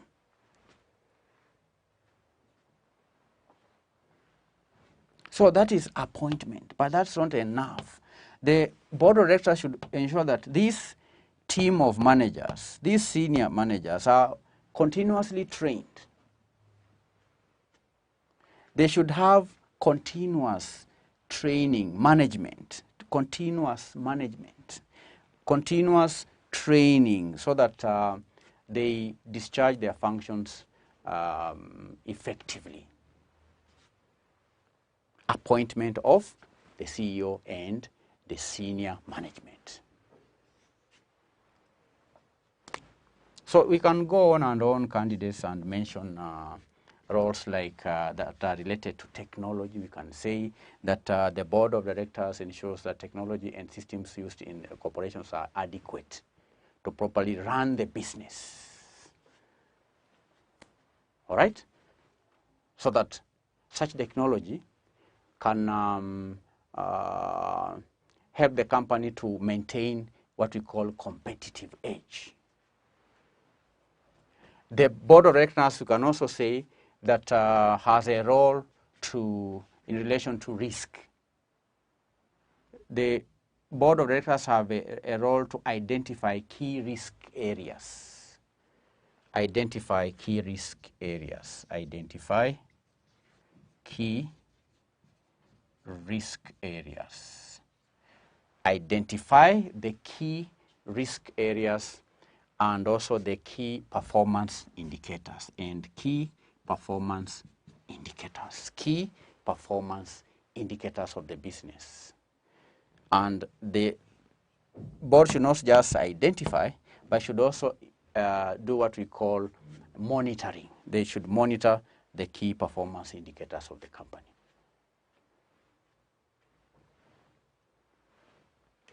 Yet another role is in relation to going concern. Going what? Concern. The board of directors should ensure annually that the corporation will survive, the corporation will thrive, and the corporation will continue as a viable going concern. As what? As a viable going concern. So these are 13 roles of board of directors in corporate governance. We are going to discuss the last stakeholder, C, the government. The first role that the government plays is legislative and regulatory. Now, government through parliament makes public policy, it legislates, and also makes what we call statutory instruments. The government creates a conducive environment for business to operate. the government regulates and comes up with what we call the statutory frameworks. And the government, through the courts, also interprets and enforces the legislation that is done through the courts or the judiciary and other national enforcement agencies. So legislative and regulatory role. Government through parliament, I've said, makes legislation, makes statutory instruments. The government creates a conducive environment for business to operate, and through making regulatory and statutory frameworks, the government can also the interpretation and the enforcement of legislation is done by the courts and other national enforcement agencies like the Kenya Police and other such bodies. So legislation ensures fairness, legislation ensures a level playing field, legislation ensures transparency in business dealings, and that is very important. It's an important tenet of corporate governance. Transparency, disclosure and transparency is a key component, is a key tenet of good corporate governance. Through legislation, we know the government can, for example, determine what kind of financial records are to be published, right? We know candidates that the company law provides for the financial statements that the public limited companies ought to make public, to disclose. That's a legal requirement. And transparency and disclosure, those are important tenets of good corporate governance. So the first role is legislative and regulatory. To legislate and to regulate. And by legislating and regulating, the government creates a conducive environment for business to operate. Is that clear, candidates? The second role of government in corporate governance is a monitoring role. Monitoring. Monitoring what? Monitoring. The government ensures that there is fair play in business through monitoring. How does that happen?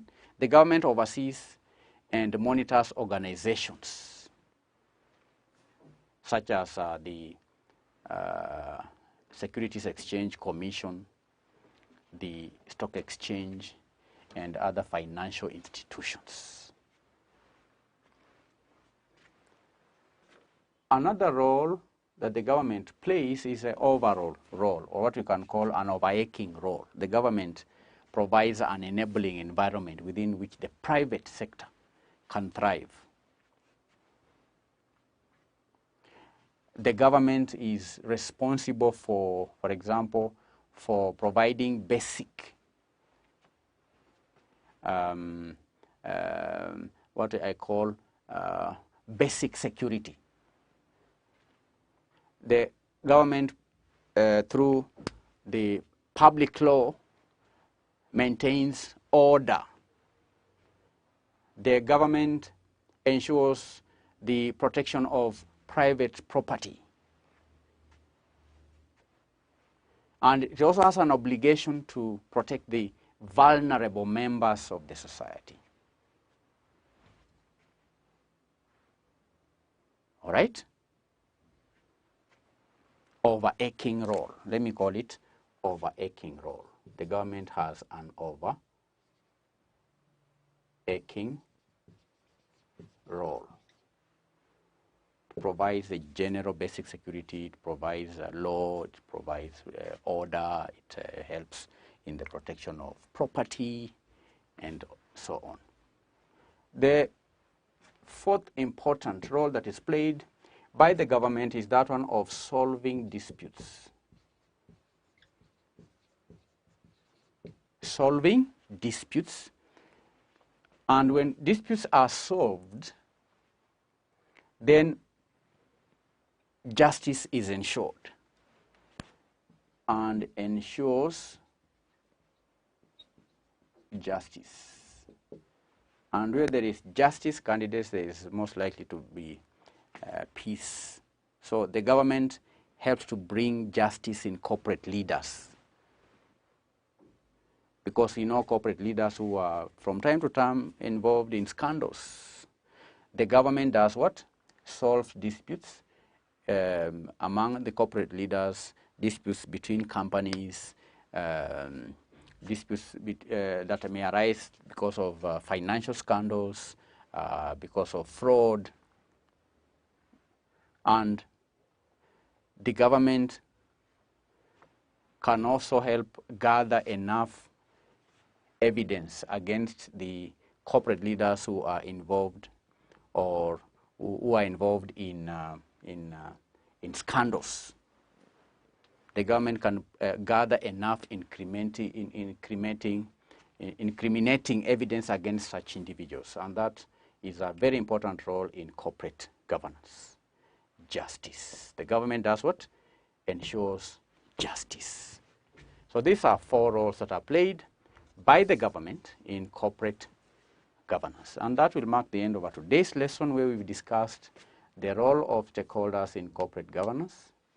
The syllabus restricted us to study the three stakeholders, that is the shareholders, the board of directors, and the government. Today we have learned that the shareholders ensure only competent and reliable persons are appointed to the board.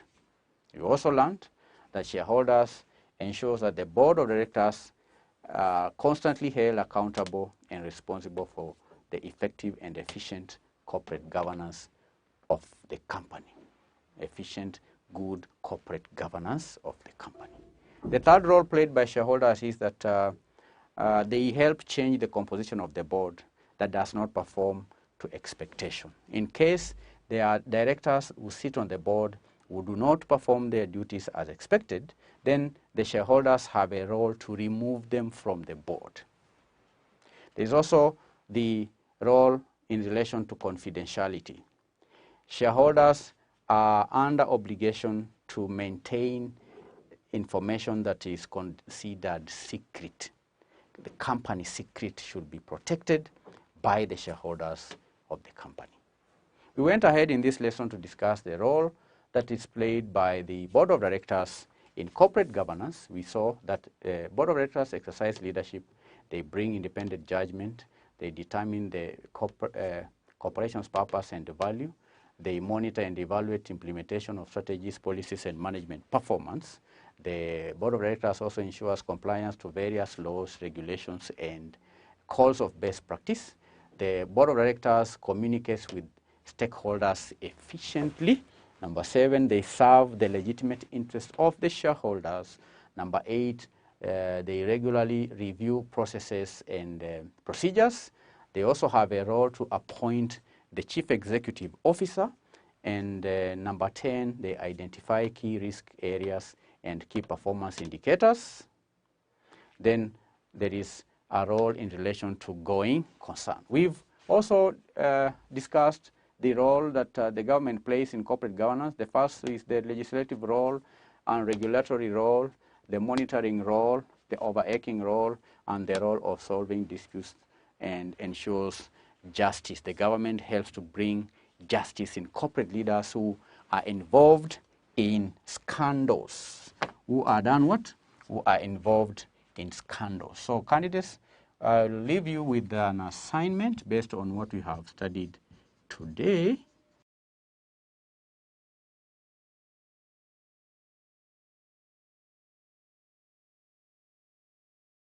Discuss the role of the following stakeholders in corporate governance. A, shareholders. B, board of directors. C, the government. Thank you for taking time to attend today's lesson. When answering this question, close the notes, close the video, try and see if you can recall what you have learned in today's lesson from your memory. God bless you.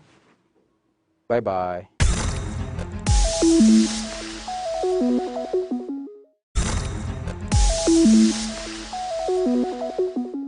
Hello learner, welcome to Manifested e-learning platform. My name is FAM Lingwiri and I practice within the financial services industry in Kenya. Today we are discussing on the financial modeling and data analytics paper. The focus is on the December 2023 sitting. We are going to discuss on question 21. The question reads as follows. Eugene Shahira has been provided with a set of historical data by one of his clients, which include a set of assumptions, statement of comprehensive income, statement of financial position, statement of cash flows, and supporting schedules as presented below. And so you can see down here the assumptions. These are the assumptions that have been given to us here, and you can see they're presented in blue for the forecast period, and this is the historical results. We have the income statement, the balance sheet given to us down here, and the cash flow statement just under it. Finally, we have what is called the supporting schedules. We are required using the assumptions presented in the assumptions table, assist Eugene to complete the following statements of forecast period for the forecast period. A, the statement of comprehensive income, the statement of financial position, the statement of cash flows, and the supporting schedules. All of these total to 30 marks. So we go back up and start filling out the income statement based on this forecast period right over here. So the forecast period is from 2017. And we are going to start with the income statement. So the revenue, to model revenue, we have been given the revenue growth rate over here. And so we are saying that we are going to assume that the revenue is going to grow at 5% initially, 4.5%, 4%, 3.5% and 3% in 2021. So we will increase this 150,772 by a factor initially of 5%, 4.5%, and so on and so forth like that. So let's do that together. So the first thing is to link it with that, and then we multiply by that factor 1 plus now this growth rate right over here, and we close the bracket so that now the model can be complete, or the formula can be complete. You can see in 2017 we expect it to be like that. So we drag it, Control R, and it picks the formula like that. Else we can do the following. If we don't prefer to do it like that, we just focus it like that, and we wait for that plus sign over here like so, and then we drag it like that. So we drag the formulas and you'll still see the answers are the same. How do we model cost of goods sold? Now we are told that the cost of goods sold is provided as a percentage of revenue. Meaning what? We get the cost of goods sold over revenue gives us 37.5%. I can do it right above, right beside it here. So you can say COGS over revenue will give us the COGS percent, which is this one right here. But how then can we use the COGS percent to be able to model the cost of goods sold? We just get the revenue and multiply it with the cost of goods sold percent, so that now we can be able to model the cost of goods sold, because that is what we're going to remain with over here, because cost of goods sold over revenue is cost of goods sold percent. So we cross multiply the revenue multiplied by the cost of goods sold percent, then we should be able to have the COGS.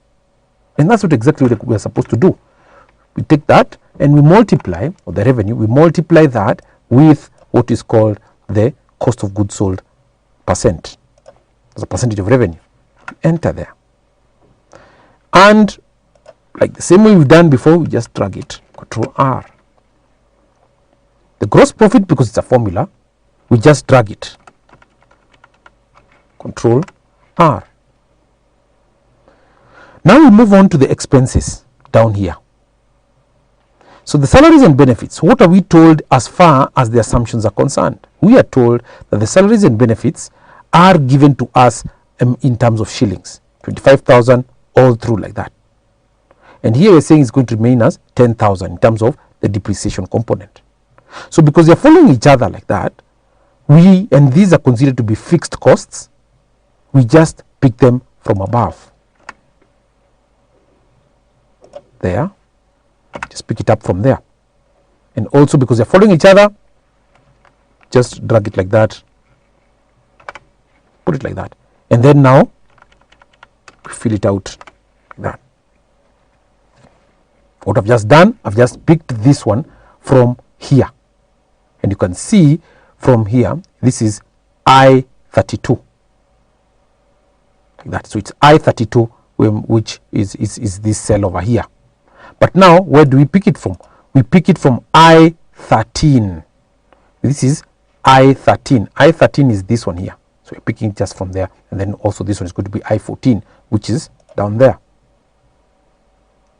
Now we move ahead and try and model the depreciation and amortization.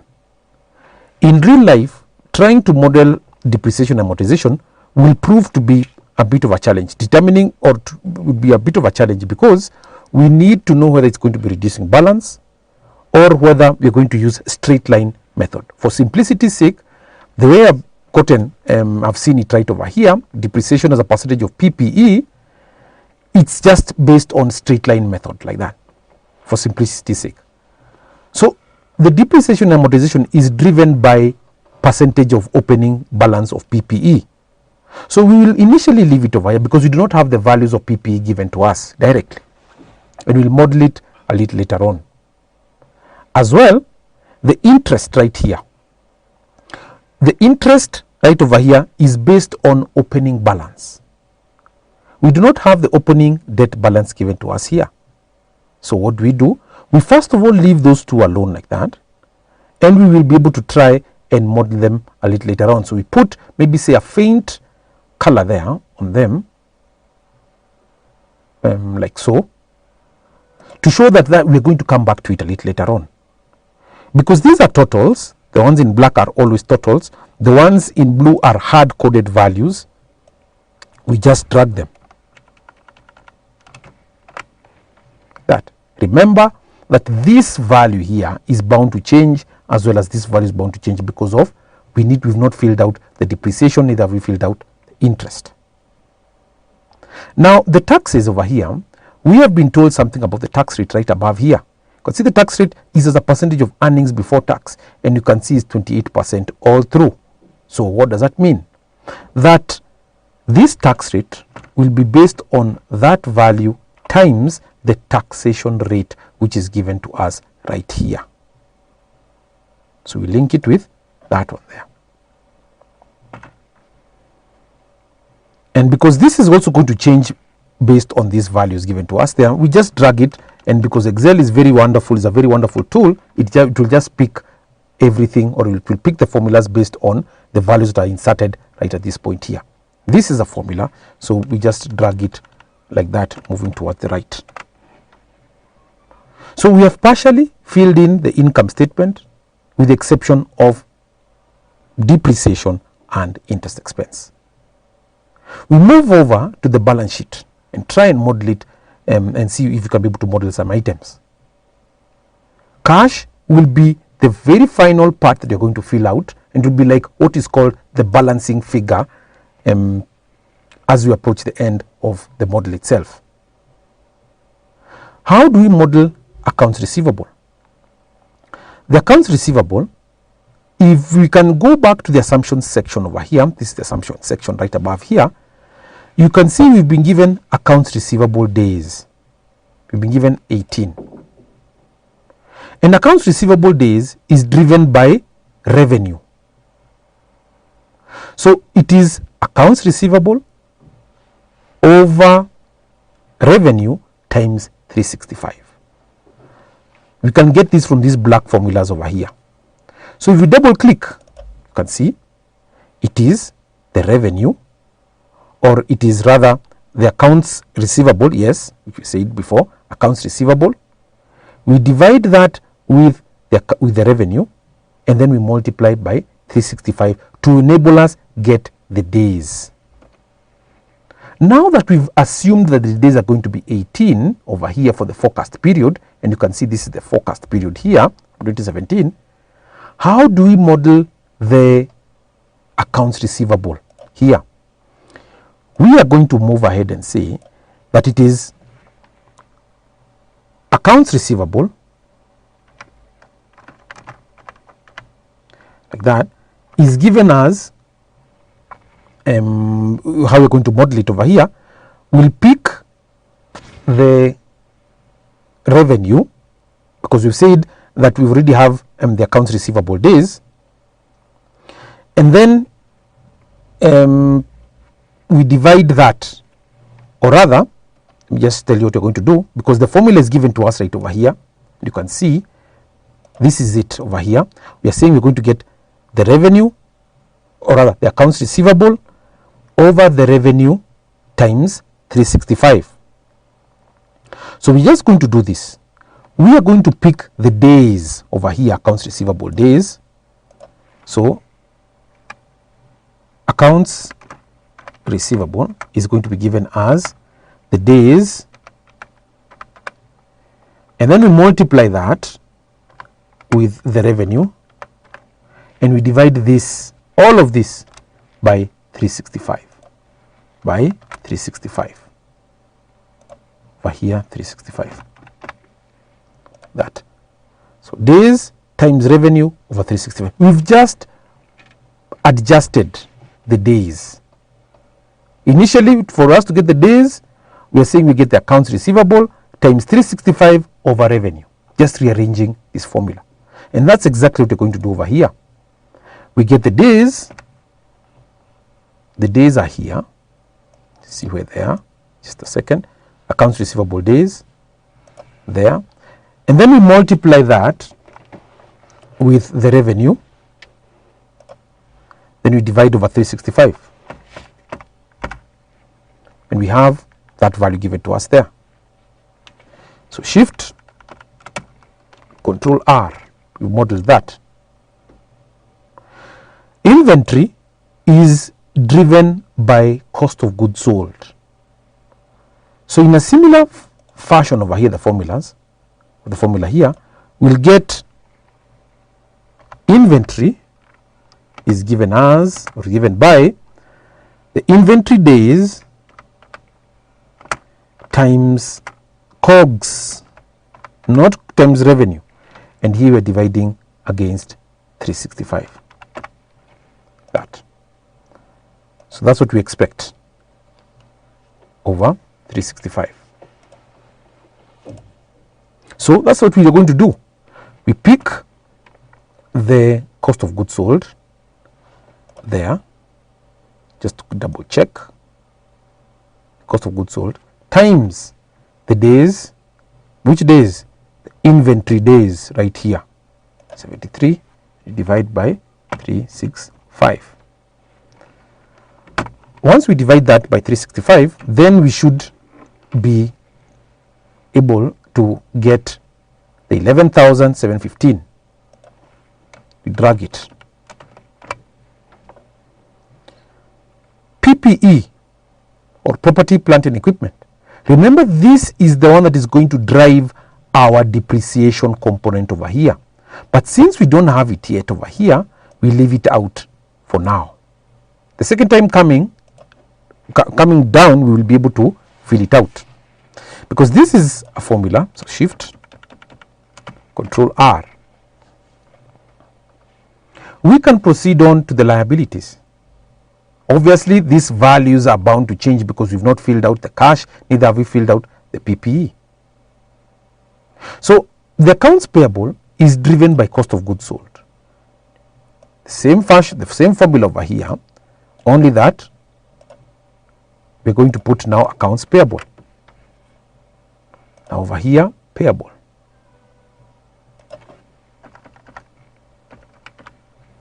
Payable for revenue 365.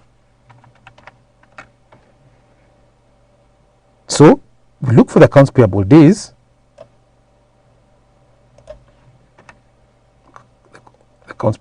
you can see the accounts payable days are here, 37, and then we multiply that with the cost of goods sold and then divide by 365. That's what we get.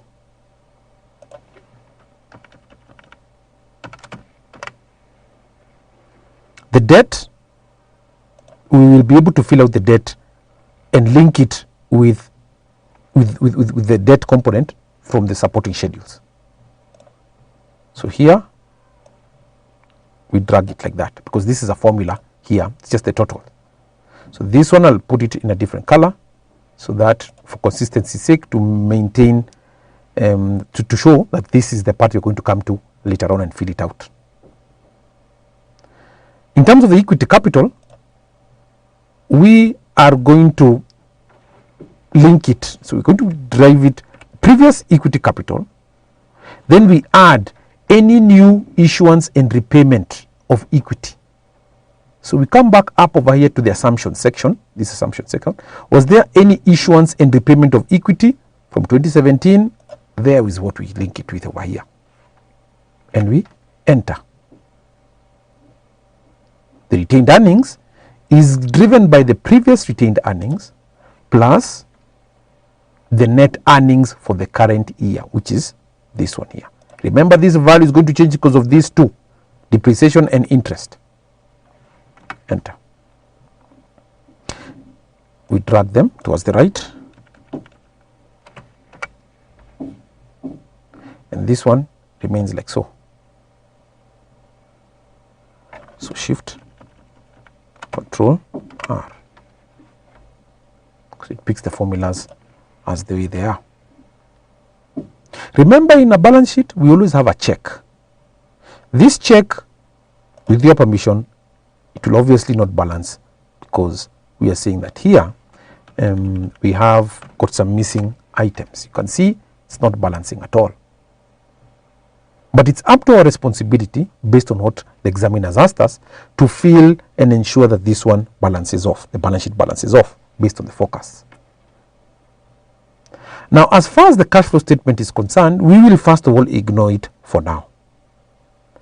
We ignore the cash flow statement, and we will be able to also do a check for the cash flow statement and write down over here to determine if we are actually cooking figures or not. We jump onto the supporting schedules. These supporting schedules are broken down into three: the working capital schedule, the depreciation schedule, and the debt and interest schedule. These schedules, these three of them, are instrumental towards filling in the missing items in the balance sheet, income statement, and the cash flow statement. So from here, the accounts receivable, you remember we had modeled it just above there in the balance sheet. So we just fill it out, link it with the one accounts receivable here, and you can see the accounts receivable is here, so we link it right over there and we put enter. Because they are following each other with the inventory, I can just drag this sort of down like that, and it picks from above. The accounts payable, we also had filled it out or computed it above from the balance sheet here. The accounts payable, as you can see right over here, is 5938. You see, it's okay. Link it like so. Then these are black. It means that they are formulae. To get the net working capital, we get the accounts receivable, we add the inventory, and then we less the accounts payable. That's how we get the net working capital component. So just put it like that, and it picks. The change in net working capital is the difference between changes in this year from last year's. You can see the formula there. This value subtracting that value there. So I'll initially fill it like that, then now I can drag it moving down like that, shift Control R. So once we have those values given to us there, we are saying that now the working capital schedule is complete. The change in net working capital is going to be useful in computing some items in the balance sheet or in the in the cash flow statement, pardon me. So we move down to the next supporting schedule, depreciation schedule. Now we can see something that is very unique from the historical values here. This value, which is the opening PPE, is there picked from the closing value here. This value has been picked from the closing value here. This one has been picked from the, so it goes without saying that this value here will be picked from the value there. How much is our capex? Our capital expenditure is representative of how much money we are going to spend out within the year. Outflow of cash, maybe to invest in new machines, new equipment, so forth. And we will link this with the supporting schedule up from, rather not the supporting schedule, the assumptions section, this one here. And we are saying that the capex, capital expenditures over here, is given to us there. So we link it with that and we press enter. The depreciation is based on the opening PPE always. So pick the opening value of PPE and multiply that with the depreciation rate. Remember, we are saying that we are assuming it for simplicity's sake is going to be straight line method. So depreciation, and we are saying we are going to multiply it with that. And we get that. To get the closing PPE, we are saying we are going to get the opening PPE, we add the capex and less the depreciation on the machines. So we drag the formula moving to the right like that, and we can sort of pull the formula towards the right or drag it. Now the final supporting schedule is the debt and interest schedule here. How do we model it? The debt opening, just like the way we are done in the opening in the depreciation schedule, this value is that value, that value is that value. So it goes without saying this value is going to be that value. So pick it from there. And the issuance and repayment of debt can be gotten from the assumptions section, which is up over here. So debt and issuance repayment right now here, we link it with that.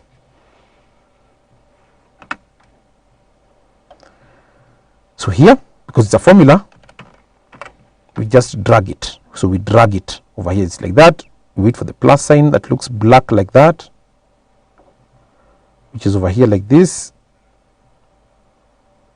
and then we sort of drag it. We just drag it moving towards the right.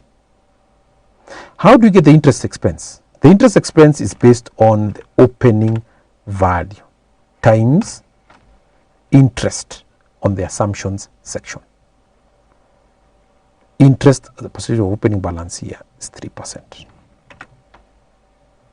Now our schedule, or our supporting schedule rather, is complete.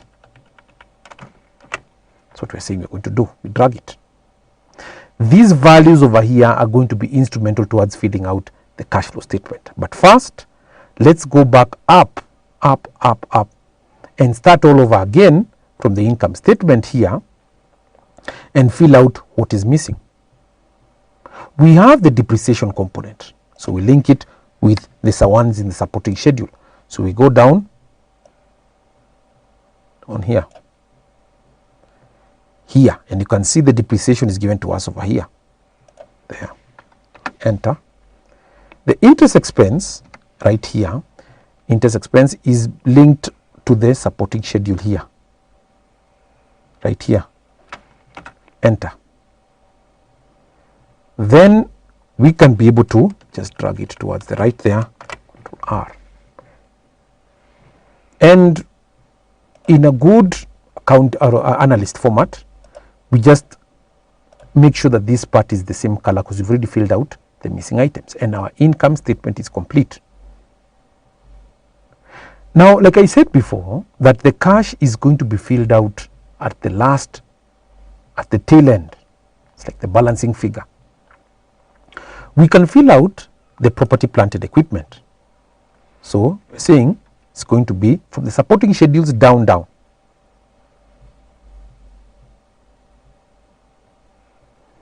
So we are saying it's going to be this value here, the closing. You're reporting at the end of the financial year. So we pick the closing balance there, and we drag it towards the right. Remember, it's just the sum of all of them. As well, the debt, we pick the closing debt, which is right here. Closing debt should be that.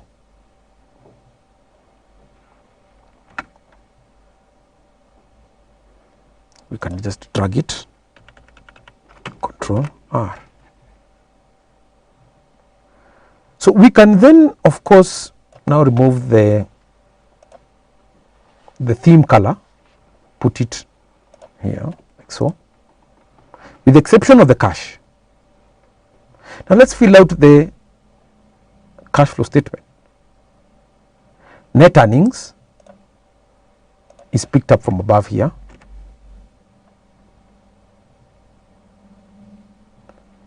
Here 35 is here, the net earnings, you can see the net earnings is there. Here we have the depreciation and amortization over here.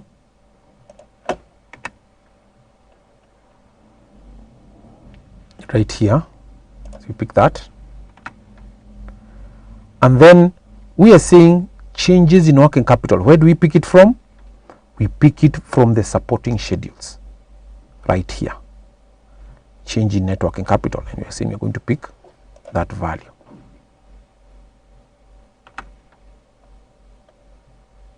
So because this is black and it's a formula,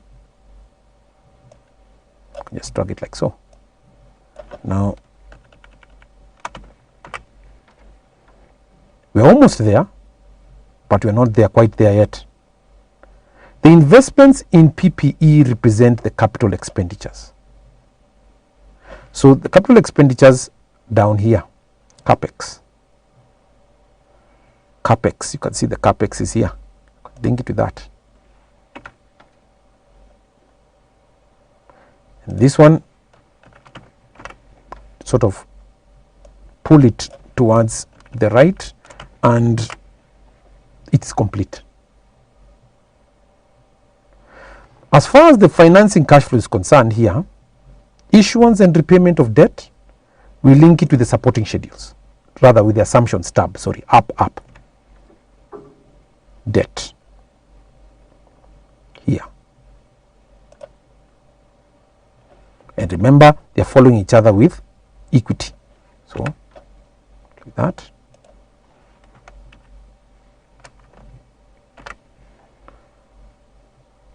And this can be dragged like so, because it's a formula, and we can complete this by doing that, by dragging the formulas moving the right. The net increase or decrease in cash is a formula, because you can see it right above over here. We're going to add cash from operations. We subtract cash from investing, because that's money going out, and then we add cash from financing, so that you can be able to get the decrease or increase in cash. Drag that towards the right. And we're saying that we can then pick the opening cash balance. Remember, this opening cash balance is the closing cash balance here. This one is that one, and that one is that one. So we are saying that we can then link that with that value. This one is a formula like so. So we can then drag these values moving towards the right, and we have the values like so. Now to try and test and see whether this is actually going to balance, because we are through, answered the statement of comprehensive income, statement of financial position, statement of cash flows, and the supporting schedules. We can see that it's still not balancing. Remember one thing, what I had mentioned, that the cash balance is the one that is the balancing figure right here.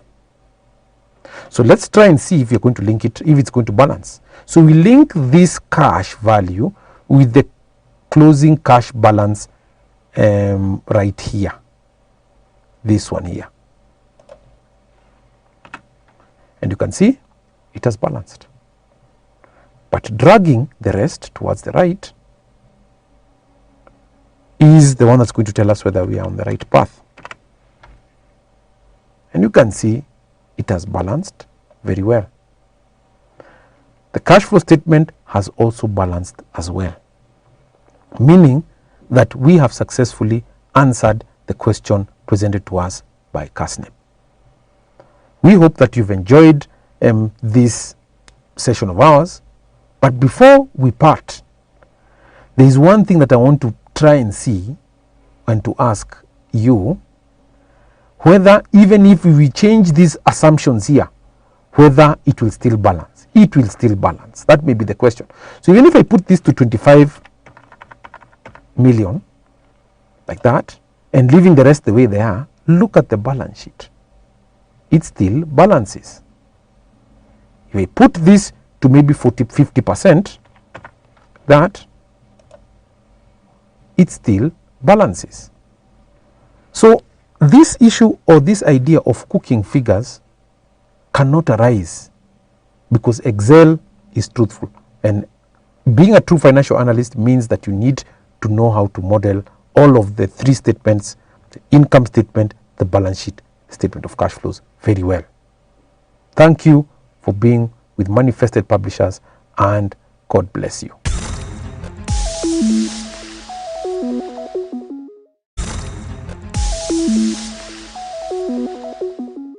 Hi candidate, welcome to another session of Manifested Online Classes. So in this particular session, I want us to look on an illustration question on analysis of financial statement, and the question I want us to go through is the question which was tested in the sitting of August of 2022, specifically question number 5B. So the question reads: Dragon Limited is a public entity which has grown in recent years by acquiring established business entities. The directors of Dragon Limited have identified two potential entities targeted for a takeover. The directors believe that shareholders of the two target company would be recipient to a takeover.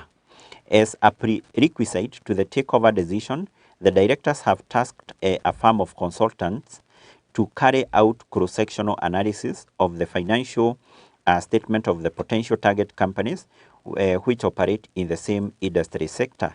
The financial statements of two entities as at 30th April 2022 are shown below.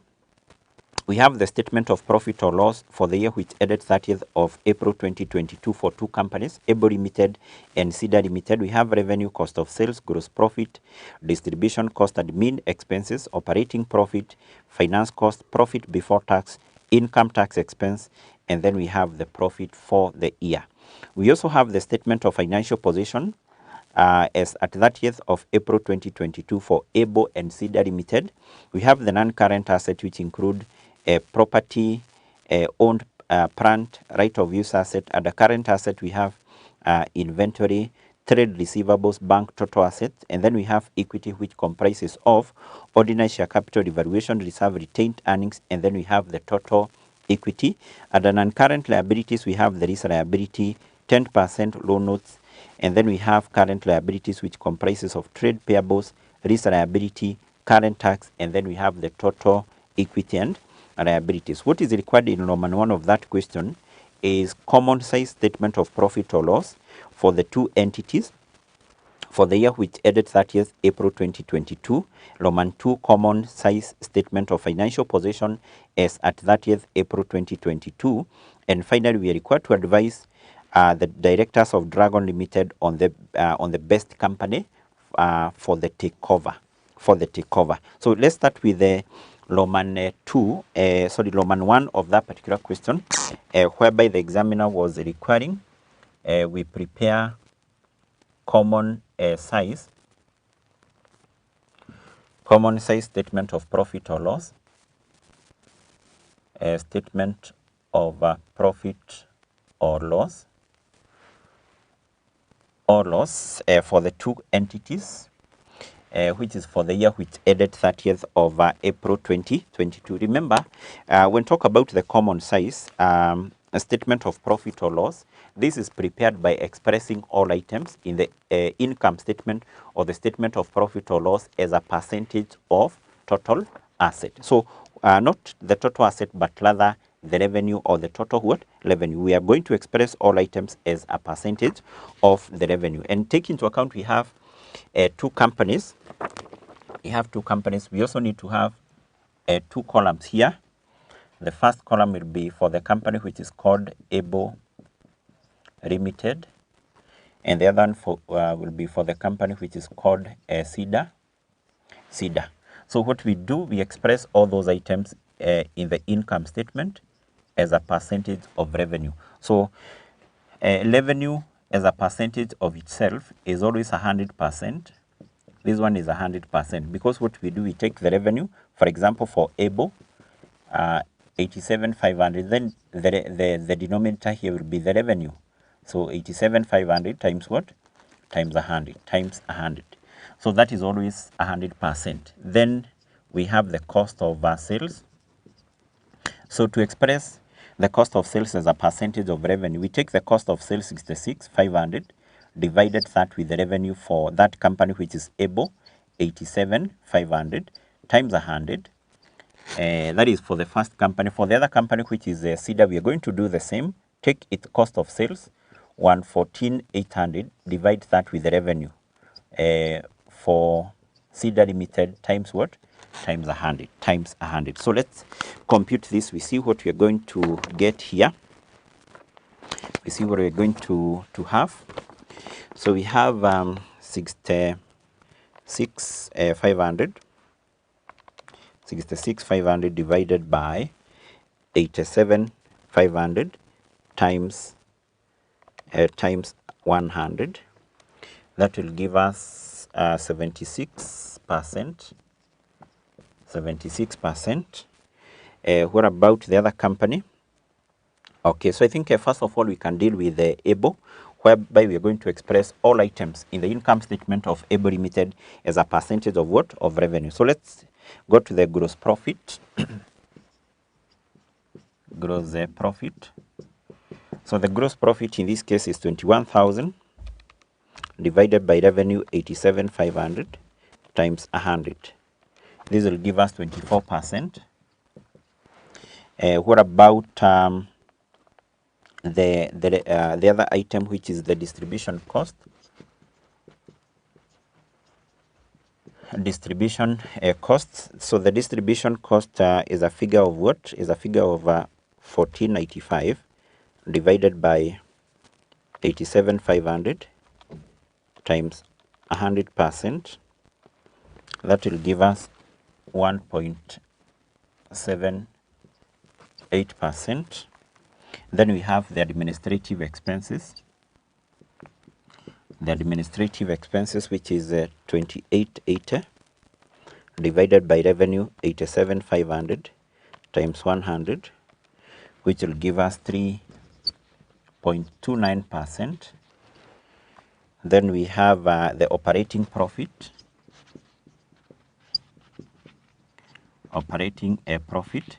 And I hope you can see what I'm doing here. We are expressing everything as a percentage of revenue. You don't have to underline anything. You don't have to put anything. You don't have to show anything as a negative. You just show, you express all those items as a percentage of revenue, as a percentage of the company's revenue. So we have the operating profit, which will be 1625 divided by 87,500 times 100. So that will give us 19%. Then below that we have the finance cost. Finance cost. The finance cost in our case is 875 divided by 87,500 times 100, which will give us 1%. This is 1%. Then below that we have the profit before tax, which is a figure of 15,750 divided by 87,500 times 100%. Times 100%, which will give us, okay, let's take that again. We have what? We have 15,750 divided by 87,500 times 100, which will give us 18%. Then we have the income tax. So for the income tax is 3150 divided by 87,500 times 100, which will give us 3.6. And finally, we have the profit for the year. The profit for the year, 12,600 divided by 87,500 times 100. That will give us 14.4%. 0.4%. So we need to repeat the same process for the other company, that is CEDA. We express everything as a percentage of the revenue for CEDA. So we go to the cost of sales here, which is 114,800 divided that with revenue, which is 140 times 100. That will give us 82%. 82%. What about the gross profit? 25,200 divided by 140 times 100. This will give us 18%. Then we have the distribution, which is 2710 divided by 140 times 100, so which will give us 1.9%. Then below that we have the administrative expenses, 5340 divided by 140,000 times 100, which will give us 3.81%. Then from there we have the profit, the operating profit, 17,150 divided by 140,000 times 100, 12.25%. And then below that we have the finance costs, 3,150 divided by 140,000 times 100, which will give us 2.25%. Then we have the profit before tax, 14,000 divided by 140,000 times 100, which will give us 10%. Then we have the income tax, 3,500 divided by 140,000 times 100, which will give us 2.5%. And finally, we have the profit for the year, 10,500 divided by 140,000, which is 7.5. So that is what we refer as the common size statement of profit or loss. It is also important to note that from this common size statement of profit or loss, there are a number of ratios which you have already computed here, and which you can use in terms of evaluating which company is performing better than the other. So the first ratio which you have computed is what we have here, this one. Because in computing this, what we have done, we have taken the gross profit all over revenue times 100, and therefore this is a gross profit margin. A gross profit margin. So you can use that to compare the profitability of two companies, and going with the gross profit margin, we can say this company is profitable than Able is profitable than CEDA. We also have this other ratio here, which we have computed by taking the operating profit or the profit before interest and tax all over revenue times 100. So this is what we refer as operating profit margin. So equally, you can see going with that ratio, profitability ratio, we can see these companies more profitable than SIDA, and also we have this other other ratio here, where we have taken profit after tax all over revenue times 100. So this is what we refer as the net profit margin. And equally going with that, we can also see that this company here, that is Able, is more profitable than what? SIDA. In fact, we can make that particular conclusion here, that Able Limited is more profitable than what? Than SIDA. Limited. Remember, this particular information will help us in terms of advising the management of the management of this company, which is Dragon Limited, on which company to acquire. Remember, we are told that Dragon Limited is targeting to acquire either Able or SIDA. So if in this case we are advising the management based on or we are advising the management on which company to acquire based on their profitability, automatically we are going to advise them to acquire which company? This company that is Able, because you can see as per these three profitability ratios, this company is more profitable than what? Than SIDA. So let's move to Roman 2 of that particular question. And Roman 2, what the examiner was requiring is the common size statement of financial position. Common size statement of financial position, and this one is basically prepared by expressing all items in the statement of financial position as a percentage of the total asset. Equally, you have to remember that the common size is also known as the vertical analysis. The vertical analysis statement of financial position.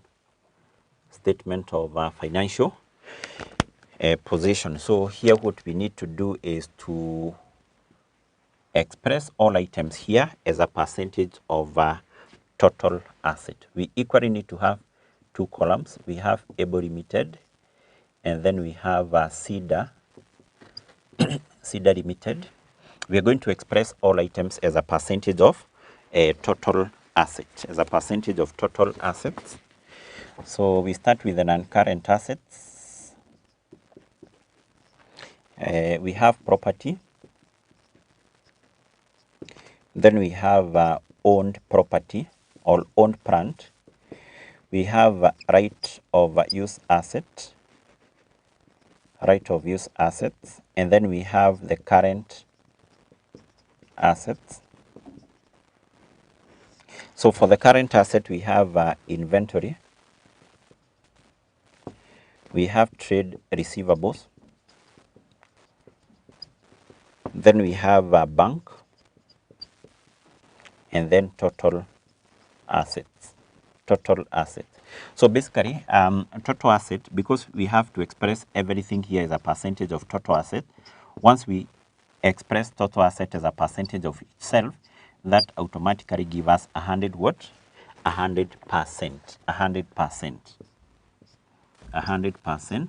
So we're going to compute all these particular items as a percentage of total asset. And then below that we have equity. Equity, we have ordinary share capital. We have retained. Okay, before that we have revaluation surplus. Revaluation surplus. We have retained earnings. Retained earnings, and then we have the total equity. Okay, so we can just ignore that. And then we have non-current liabilities, where we have the lease liability. And then we have 10% loan notes. 10% loan notes. And then from there we have current liabilities. We have current liabilities. For current liabilities, we have three. We have trade payables. We have lease liability, and then finally we have current tax, and then we have the total equity and liabilities. Total equity and liabilities, and equally here, total equity and liabilities, this is the same with the total asset, and therefore once we express this as a percentage of total asset, automatically it will give us what? It will give us 100%. So therefore what we need to do, we need to express all these items in the statement of financial position as a percentage of total asset. So let's start with the property, and we start by doing that for the first company, which is Able. So we have 9,800 divided that with the total asset. Total asset as given as 33,600 times 100, which will give us 29.2%. And then for the other company here, okay, for the other item we have 7,000 divided by 33,600, which will give us 20.8. This company was not having any right of use asset. What about current asset? We start with the inventory, 5,600 divided by 33,600, which will give us 16.7%. Receivables, we have 7350 divided by 33,600, which will give us 21.9%. And then we have the last item, which is not the last item, but the other item, which is 3850 divided by 33,600, which is 11.5. 11.5. So we need to do the same to the other items of equity and liabilities. Let's start with the ordinary share capital, 3,500 divided by 33,600, which will give us 10.4%. 0.4%, and then we have 1750, which is the revaluation surplus divided by 33,600, which will give us 5.2. Remember here we are expressing everything as a percentage of total asset. What about the retained earnings? 5,600 divided by 33,600, which will give us 16.7%. What about the risk liability? This company was not having a risk liability. The company only had the 10% loan notes, which is 15,750 divided by 33,600, which will give us 46.9. Then from there we have current liabilities. So we have trade payables 4375 divided by 33,600, which will give us 13.0%. No risk liability. And finally we have tax 2625 divided by 33,600, which will give us 7.8%. So basically what we have done here, we have expressed all items as a percentage of total asset. We need to repeat the same exercise, the same process for the other company, which is CEDA. We compute everything as a percentage of total asset. Let's start with the property, which is 10,500 divided that with the total asset 66,500. This will give us 15.9%. The owned plant 8050 divided by 66,500, which is 12.1%. And then we have the right of use asset 17,500 divided by 66,500, which is 26.3%. We go to current asset. We start with the inventory 11,900 divided by 66,500, which will give us 17.9. 17.9. Then from there we have 17, the other item of receivable, 17,850. 850 divided by 66,500, which is 26.8%. Then we have the last item, which is bank, 700 divided by 66,500, which is 1.1%. 1.1. Okay, so we go to the items of equity.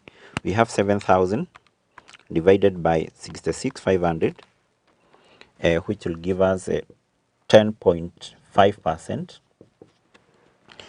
Then we have revaluation surplus, that 150 divided by 66,500, which will give us 4.7%.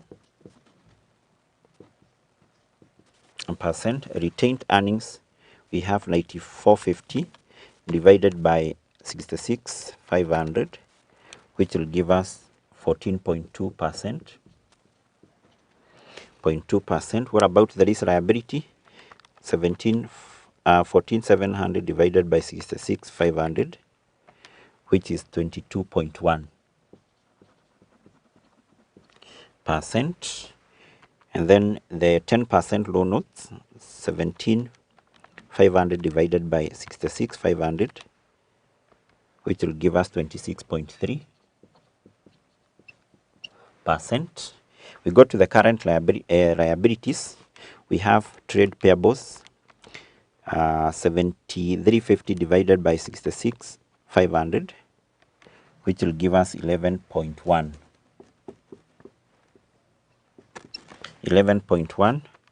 We have 2,450 divided by 66,500, which will give us 3.7%. And then finally we have tax, 49 divided by 66,500, which will give us 7.4%. 0.4%. Yes. So basically that is it. That what was required there. We have been able to express all items as a percentage of what? The total asset, as a percentage of total asset. And basically by doing all this, expressing these items as a percentage of total assets, basically by doing that, you get how many marks? You get 5 marks. 5 marks. Marks. And equally, for the first Roman 1 of this question, equally the marks which were located here were 5 marks. Were 5 what? 5 marks. And then from there we need to answer the last part of that question.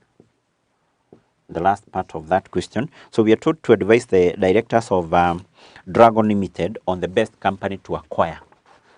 Advice on best company to acquire. So between these two companies, that is Able and Cedar, which company should be acquired?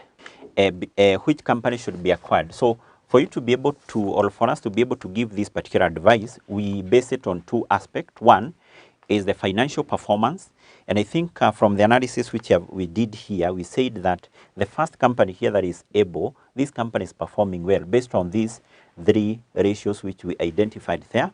So based on the performance, the best company to acquire is what? Cedar.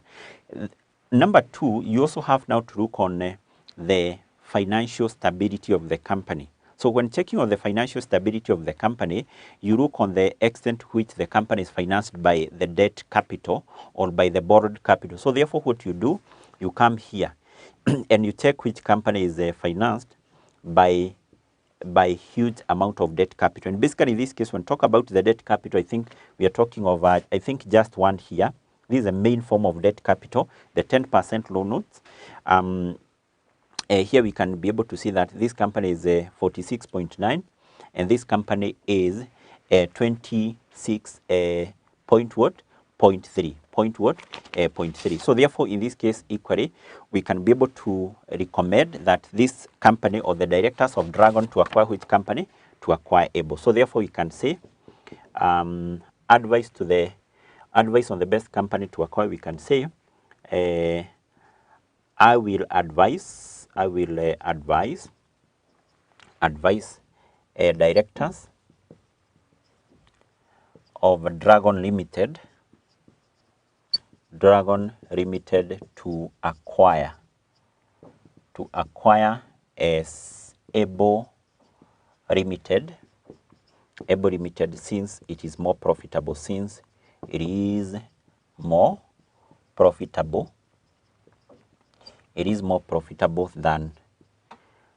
Cedar Limited. It is more profitable than what? Cedar Limited. Basically, by giving that particular advice, you get how many marks? You get 2 marks. Yes. So basically, that is it. That what was required as far as that particular question is concerned, and that is the only question which has been tested in this particular past papers for FRA regarding what we refer as the common size analysis. Equally, that brings us now to the end of that particular topic, and the topic was analysis of financial statement.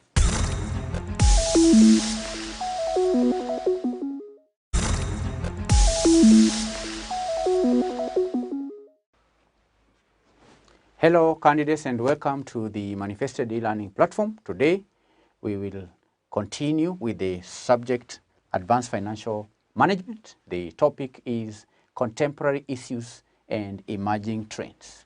We are going to pick one emerging issue, which is crowdfunding. Crowdfunding, which is sometimes referred to as crowdsourcing. So candidates, in today's lesson, we have 2 objectives. The first objective is that by the end of this lesson, you should be able to define crowdfunding.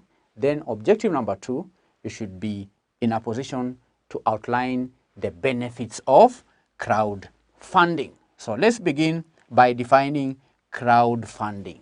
What is a meaning? What is a crowdfunding or crowdsourcing? Now, candidates, crowdfunding can be defined as a practice of funding startups or small firms or projects by raising small amounts of money from a large number of people. Raising small amounts of money from a large number of people. Crowdfunding, as the name suggests, crowd means many, all right? So crowdfunding is a practice of raising or funding startups or small firms or funding projects by raising small amounts of money from a large number of people. Do you understand? That is the meaning. And this practice of raising small amounts of money from a large number of people can be done by utilizing online social platforms such as Facebook, Twitter, LinkedIn, and other specialized blogs. In other words, candidates, it is an organized collective effort of many non-professional people who are embedded in trust to finance a venture via the internet, where a large number of people are organized collectively to raise small amounts of money through the internet for the purposes of funding a project or funding a startup or funding a small firm. Then we say that's crowdfunding. It can also be referred to as crowdsourcing. The process of obtaining needed services, needed assets, knowledge, ideas by soliciting contributions from a large number of individuals. That is crowdsourcing. That's where we get the term crowdfunding, because crowdfunding is raising of money. It's not just money that can be raised from crowds or large number of people. You can also have what we call crowdsourcing, where a crowd of people solicit, ideas are solicited, assets are solicited, and so on. Crowdsourcing. That's the meaning of crowdsourcing. Now, candidates, in the case of crowdfunding, the same process is followed. I've just explained crowdsourcing. Crowdsourcing. I've said that crowdfunding is derived from crowdsourcing, that refers to the process of obtaining needed services, assets, knowledge, or ideas by soliciting contributions from a large number of individuals, especially from the what we call online community, rather than from the traditional employees or suppliers. In the case of crowdfunding, the same process is followed in procuring funds.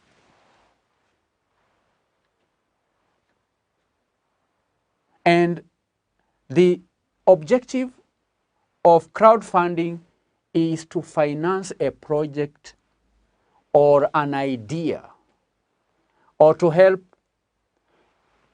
what we call philanthropic organization by soliciting funds in tiny units from a mass of people, from the crowd. That's the meaning of crowdfunding. Then, candidates, we need to outline the benefits of crowdfunding. Benefits of, what are the benefits? Benefits of crowdfunding. Having defined crowdfunding, then what are the benefits? Benefits of crowdfunding. Candidates, crowdfunding allows the fundraiser to tap into a broader investor pool and provides the investor with more flexible fundraising options. So we want to highlight some of the benefits. The first benefit of crowdfunding, number one, benefits. These are benefits. Benefits. Okay, the line has to be straight. So the first benefit, candidates will explain under the point reach. Reach. Now, a crowdfunding platform expands the fundraiser's reach by giving him or her access to thousands of investors who can see, interact, fundraiser can interact with and share a particular fundraising campaign. So it gives the fundraiser a wide reach. Wide reach. Let me use the term wide. Wide reach.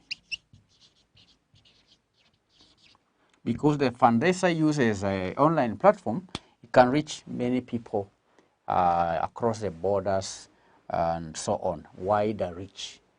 It has wider access to thousands and millions of investors. The second benefit of crowdfunding is in relation to public relations.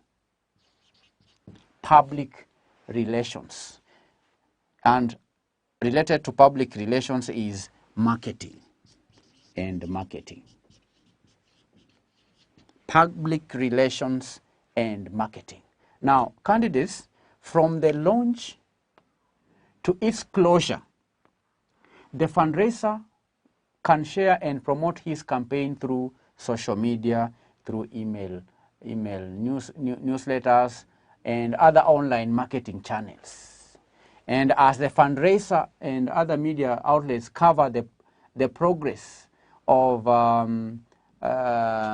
fundraiser, then the fundraiser can further promote his business by steering traffic to his website and other social media platforms.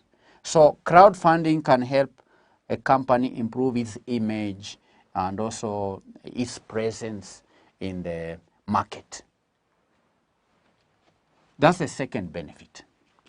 The third benefit, we can discuss this third benefit in relation to validation of concept. Validation of concept. Validation of concept. How is validation of concept beneficial? Now, candidates, the presentation of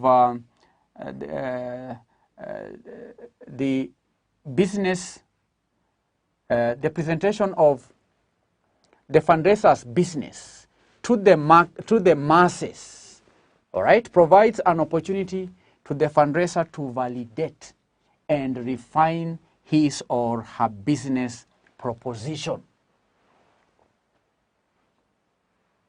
And we will also find that questions and expressions of interest from potential investors can make the fundraiser re-examine his business proposition. Because when you launch your campaign to many people, millions of people, there are many people will see your campaign at different perspectives, and they'll give you feedback. They'll ask you questions. They will enable you to see things from a perspective that you are not able to see. So by responding to queries, then the fundraiser can re-examine his business proposition and can make changes and improve. There are people who will criticize, those who will make jokes, others will provide positive criticism. And the fundraiser can use that to improve his business proposition, so that he can see whether he missed out on something important which would make his investors more likely to offer money for his project. Validation of concept. The fourth benefit of crowdfunding can be explained under the point efficiency. Efficiency. Now, candidate, crowdfunding is an efficient way to organize one's business.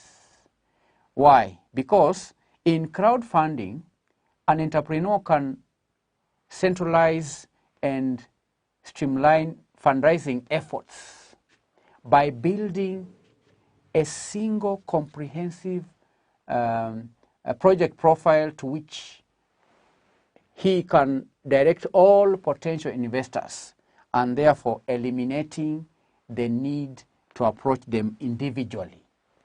So instead of duplicating efforts by printing documents, compiling documents in booklets, and manually updating each one when there is an update, the fundraiser can present everything online in a much more accessible format, leaving him or her with more time to run his business instead of fundraising. So crowdfunding is an efficient way of organizing one's business. So these are four benefits of fundraising. We can add presentation.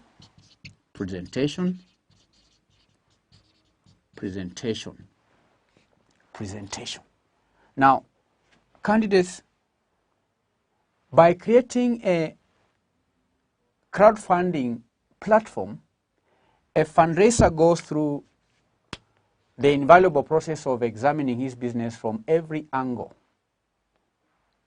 all right from the history of the business, the traction of the business, the offerings. These are the products, the services offered, the addressable market, the value proposition, and many other aspects of the business, thereby summarizing his business into a polished, attractive, and easily understandable proposition. Because you cannot do crowdfunding without going through the processes that I've mentioned. So that is one benefit that can accrue to a business or to an entrepreneur who decides to do crowdfunding. And with that, candidates, we effectively bring this lesson to a close. Remember, when I began, I mentioned that in this lesson, crowdfunding, under the topic Contemporary Issues and Emerging Trends, we had only two objectives. Number one is define crowdfunding, then explain the benefits of crowdfunding. That is the end of this lesson. That marks the end of the lesson. But before we take a break, I'll give you an assignment.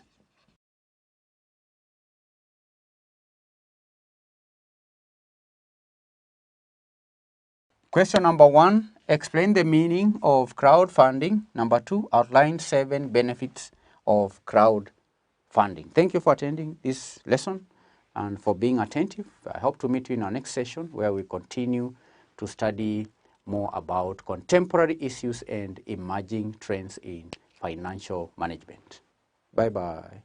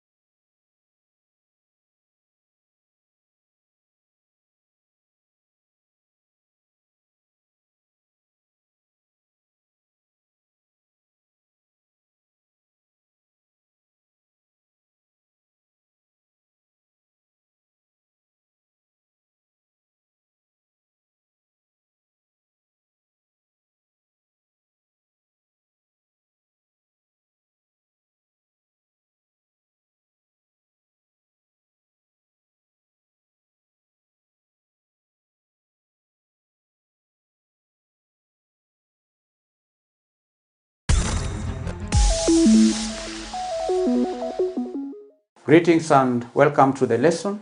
Today we are going to introduce another topic known as audit-related assurance services. Audit-related assurance services. Audit-related assurance services. What do we mean by that? Audit-related assurance services. These are services related to audit assurance. We know that auditors traditionally perform audits on financial statements. But there are also other services provided by auditors that go beyond the traditional financial statement audits, which we are now referring to as audit-related assurance services. Audit-related assurance services. And candidates, while financial statement audits focus on expressing an opinion on the fairness of financial statements, audit-related assurance services encompass a broader scope of activities. So the auditor, when auditing financial statements, the purpose is to express an opinion on the fairness of the financial statements. But when carrying out audit-related assurance services, we're saying that the scope is broader. It's not limited to giving an opinion. In fact, in some services, opinions are not required. Why? Because audit-related assurance services aim to enhance the reliability and credibility of information, processes, systems, or even controls within the organization. In this chapter, we're going to be discussing some of the audit-related assurance services. The syllabus limits us to discuss 6 areas, though there are more than 6 audit-related assurance services, but the advanced audit and assurance syllabus requires candidates to limit their study for the purposes of exams to the 6 areas, which are: number 1, prospective financial information, investigations and due diligence. Number 2, special audit assignments, which again is limited to social and environmental audit. Number 3, operations and internal audit management. Number 4, audit under computerized information systems. Number 5, audit of performance information in the public sector. Number 6, lastly, special aspects of auditing in an automated environment. These are 6 subtopics. We will be covering a subtopic one at a time.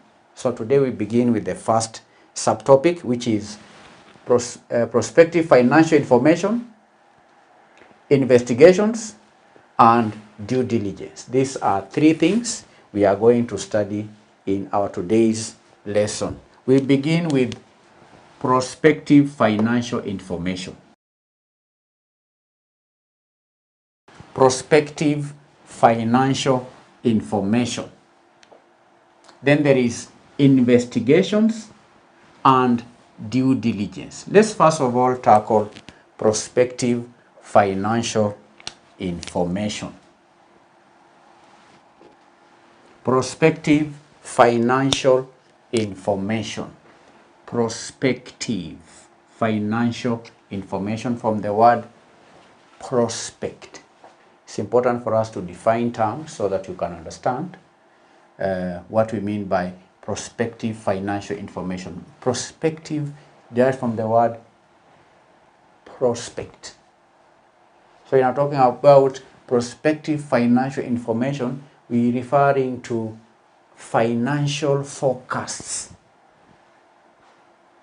This is not historical but futuristic. It is a forecast.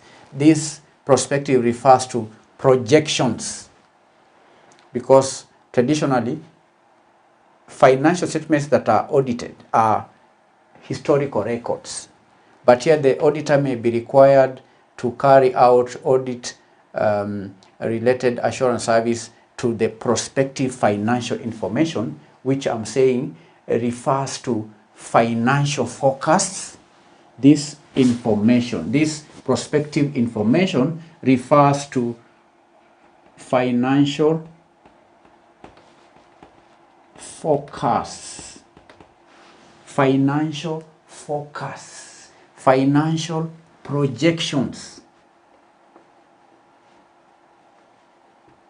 financial projections. A company can project, say, revenue in 2 or 3 years, can project cash flows in 2 or 3 years. So projections, forecasts. It could be also estimates. Estimates. This is futuristic information. Projections, prospective. And this prospective financial information or financial forecasts are prepared by management or other responsible individuals within organizations. And such information represents expected financial performance and position of a company based on assumptions, based on expectations, and available information at a given point in time.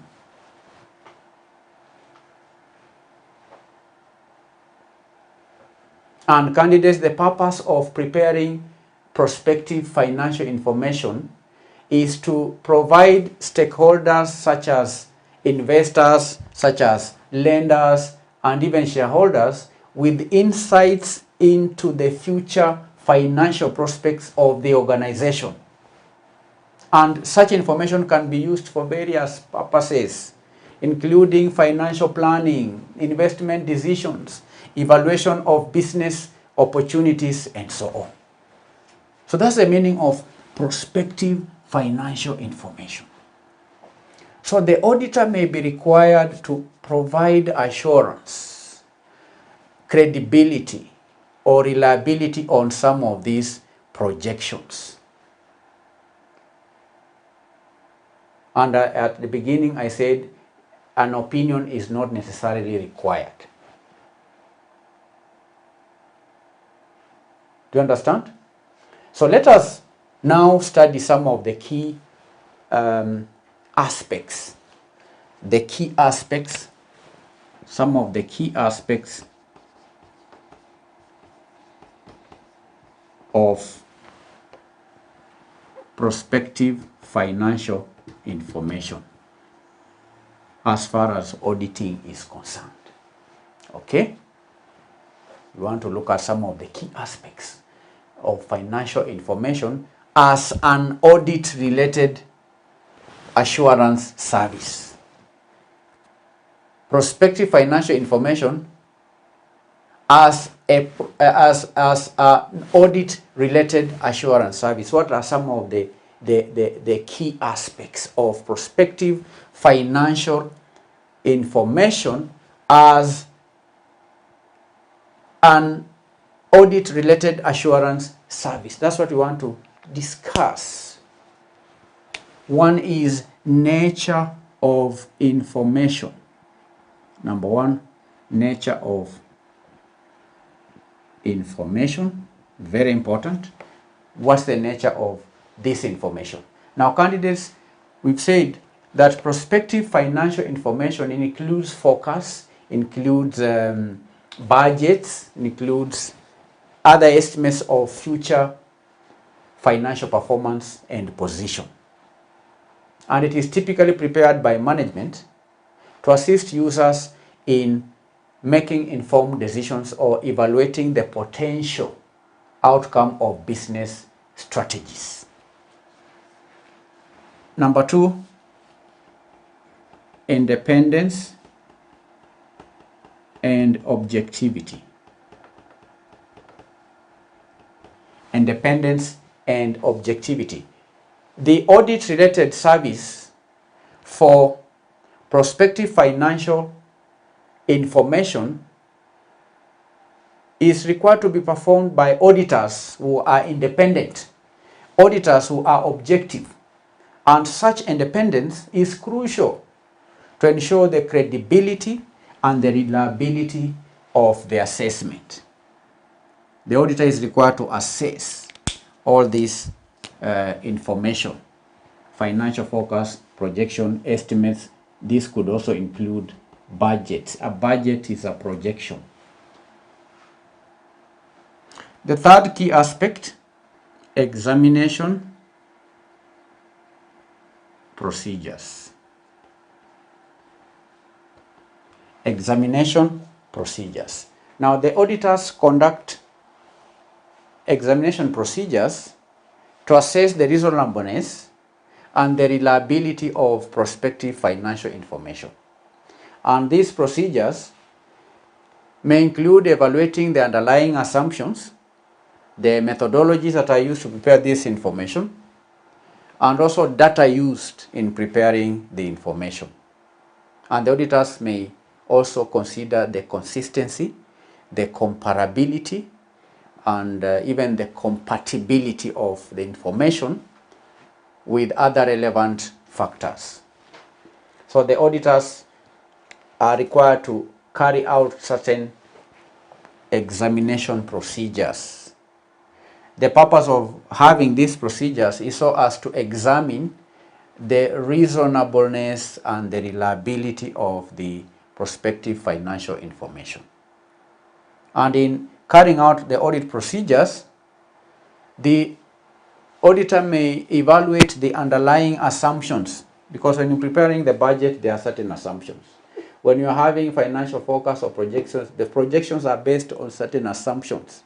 The projections or budgets are carried out using a certain method or prepared using certain data. So the auditor has to examine all that, has to examine the methods used, has to examine underlying assumptions and so on. So there are examination procedures. So if you are called in to audit or to offer services related to prospective financial information on such items like budgets, then you need to know what are the assumptions that are used, what are the methods that are used, so that you examine and evaluate such factors. The fourth key aspect of this service is professional judgment. Professional judgment. Now, candidates, assessing prospective financial information requires the application of professional judgment by the auditors, and they consider the inherent uncertainties. The auditors must consider what? The inherent uncertainties as well as risks associated with the future events, and then they evaluate the reasonableness of the assumptions and projections made by management. So the auditor may be required to exercise professional judgment while carrying out assessment of the financial forecast, projections, estimates, and budgets. You understand? Yes, you do. 5, reporting. Reporting. Now, after carrying out this service, the auditors are required to provide a report that communicates their findings and conclusions regarding the prospective financial information. And the report may include an opinion on the reasonableness of the assumptions and whether the information is presented in accordance with relevant criteria or guidelines. Do you understand? That is reporting. The auditor is required to give a report after providing the audit-related assurance service on the prospective financial information.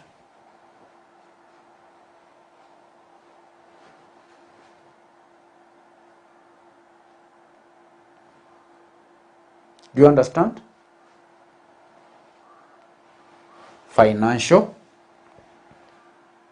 reporting.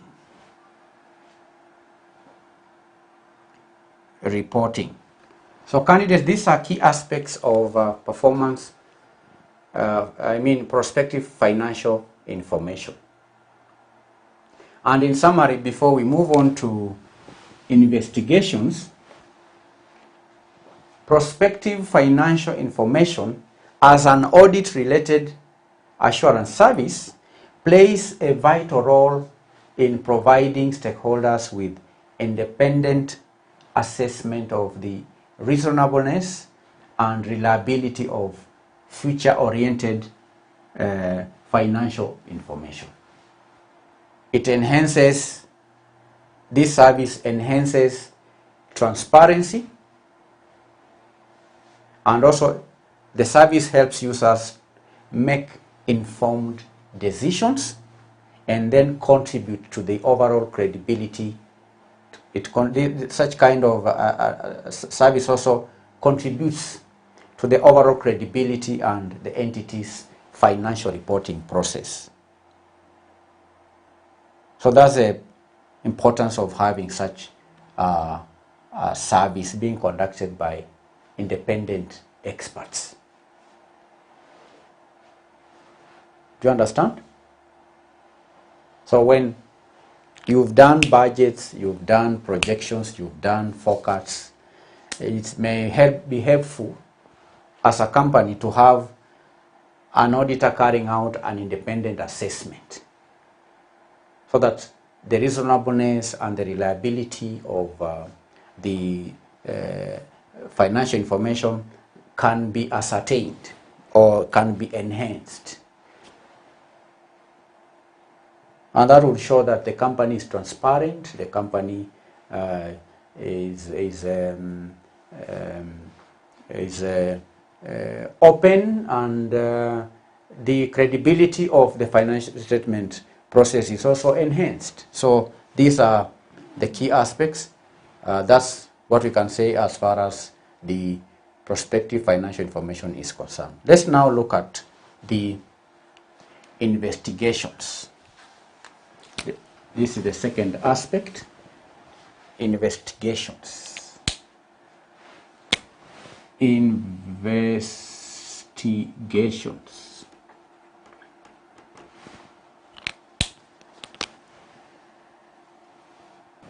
Investigations is yet another audit-related assurance service that the auditor may provide.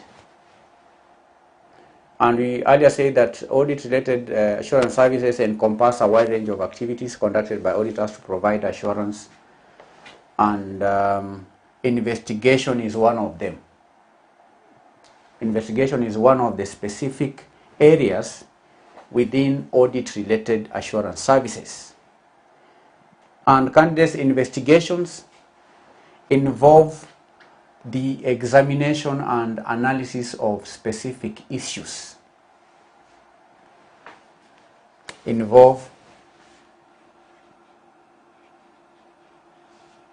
Examination and analysis of specific issues.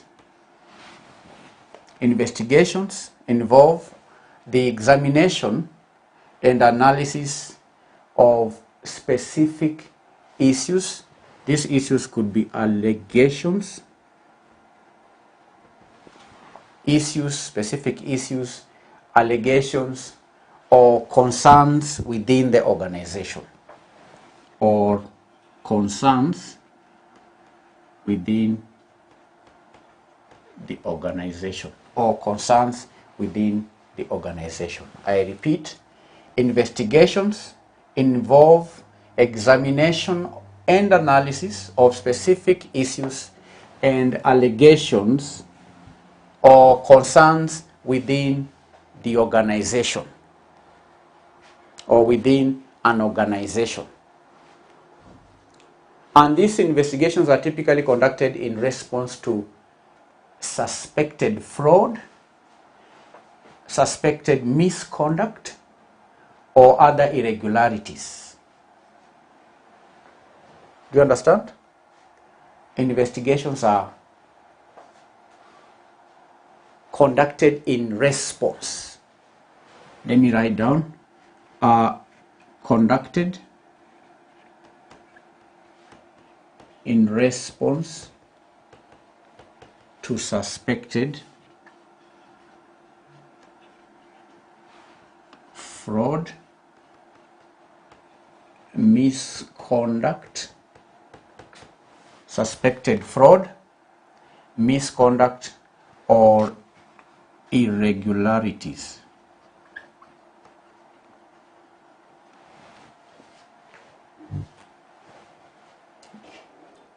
Are conducted in response to suspected fraud, misconduct, or irregularities. Now, the purpose of investigations, candidates, is to just gather evidence, is to determine the facts, and also provide an objective assessment of the situation. The purpose is to do what?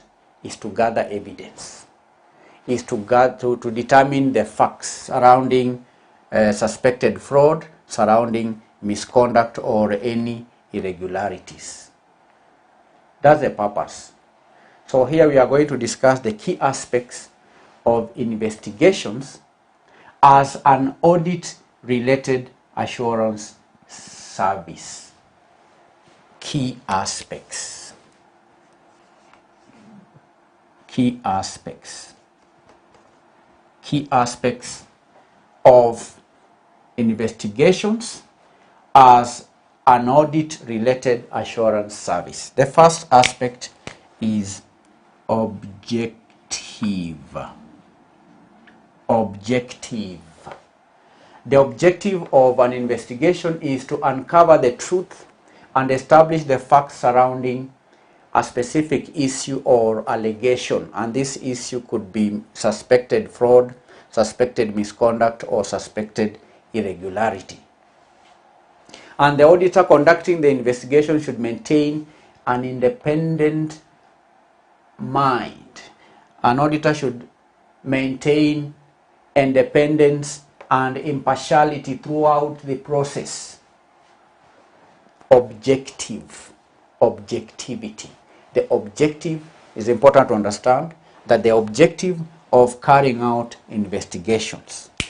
As an auditor, when called upon to carry out an investigation where there has been suspected fraud or suspected misconduct or irregularity, you need to understand that the objective of such an investigation is simply to uncover the truth and establish the facts surrounding the specific suspected fraud, suspected misconduct, or suspected irregularity.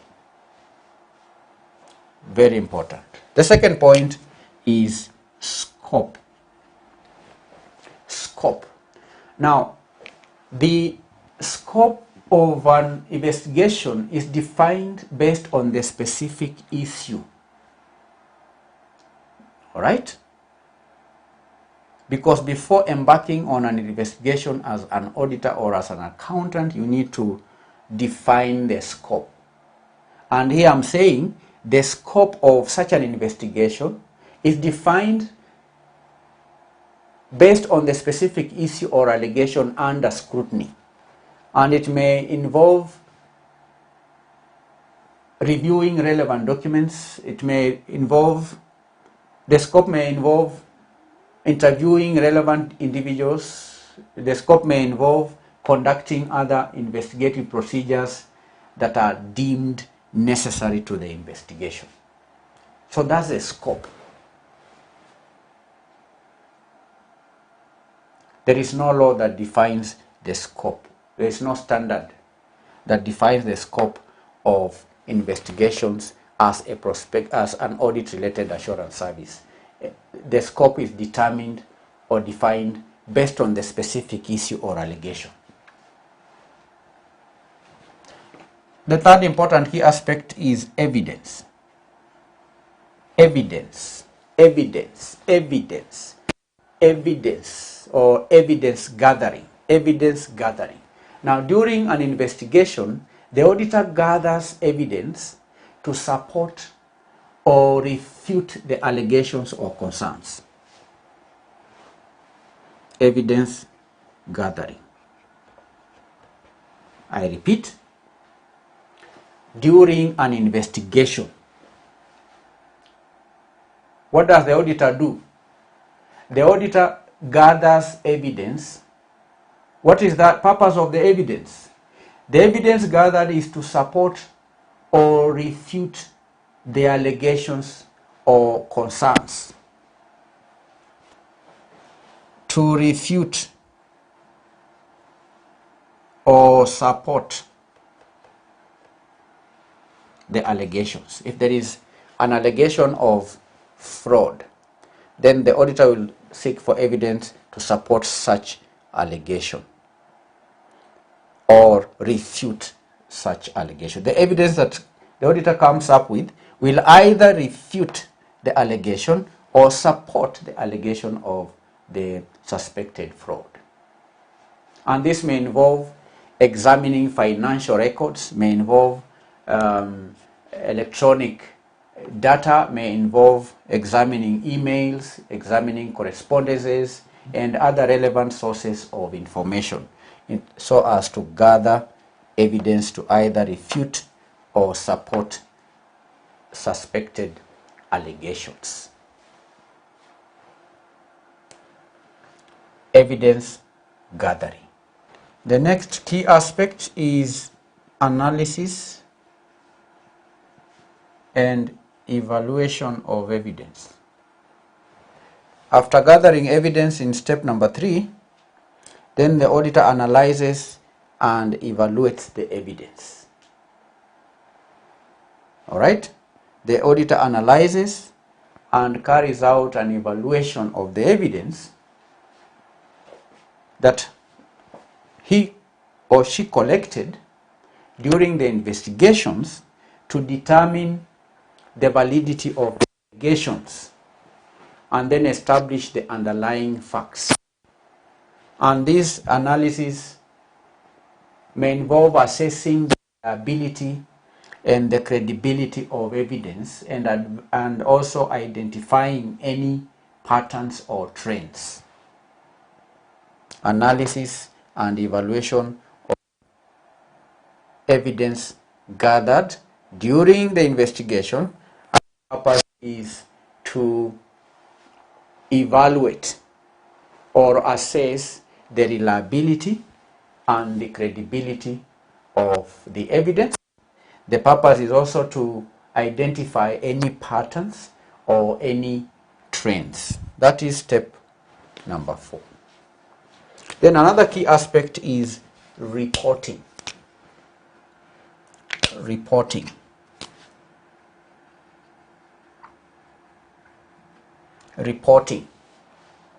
Now, at the conclusion of the investigation, the auditor prepares a report that presents the findings, conclusions, and recommendations.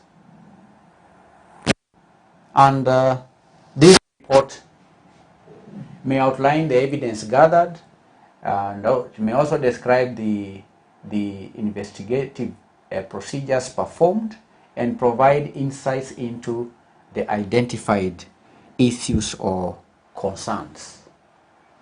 Reporting. Communication is another key aspect of investigations. The auditor communicates the results of the investigation to the appropriate stakeholders, such as the management, highlighting any weaknesses in the control system, or compliance violations, or recommendations for remedial action. So that is communication. After coming up with a report, then the auditor is expected to communicate the findings to the relevant or appropriate stakeholders, such as the board of directors or management or regulatory authorities. I've said the communication may include or involve highlighting any control weaknesses, compliance violations, or even recommendations for remedial action. So that is investigations. And in summary, as for the investigations, we can say, candidates, that that it's important to note that investigations as an audit-related assurance service require specific expertise,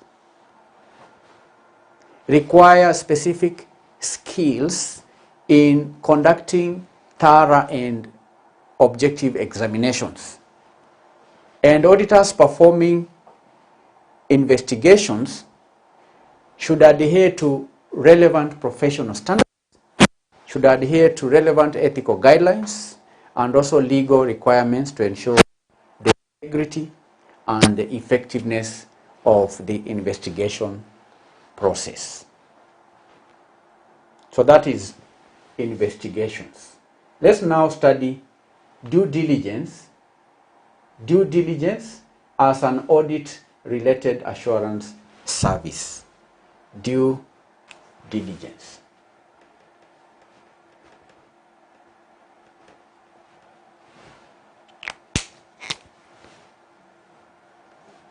Now, due diligence as an audit-related assurance service involve the examination and evaluation of financial and non-financial information of an entity. And due diligence is typically performed in the context of mergers, acquisitions, or other business transactions, where one party is assessing the financial and the operational health of another party. It could be the target, the acquirer assessing the financial health of the target. And the purpose of due diligence is to provide an independent assurance and verification of information provided by the target entity. So it is the auditor that carries out due diligence on behalf of one party. So due diligence is an audit-related assurance service.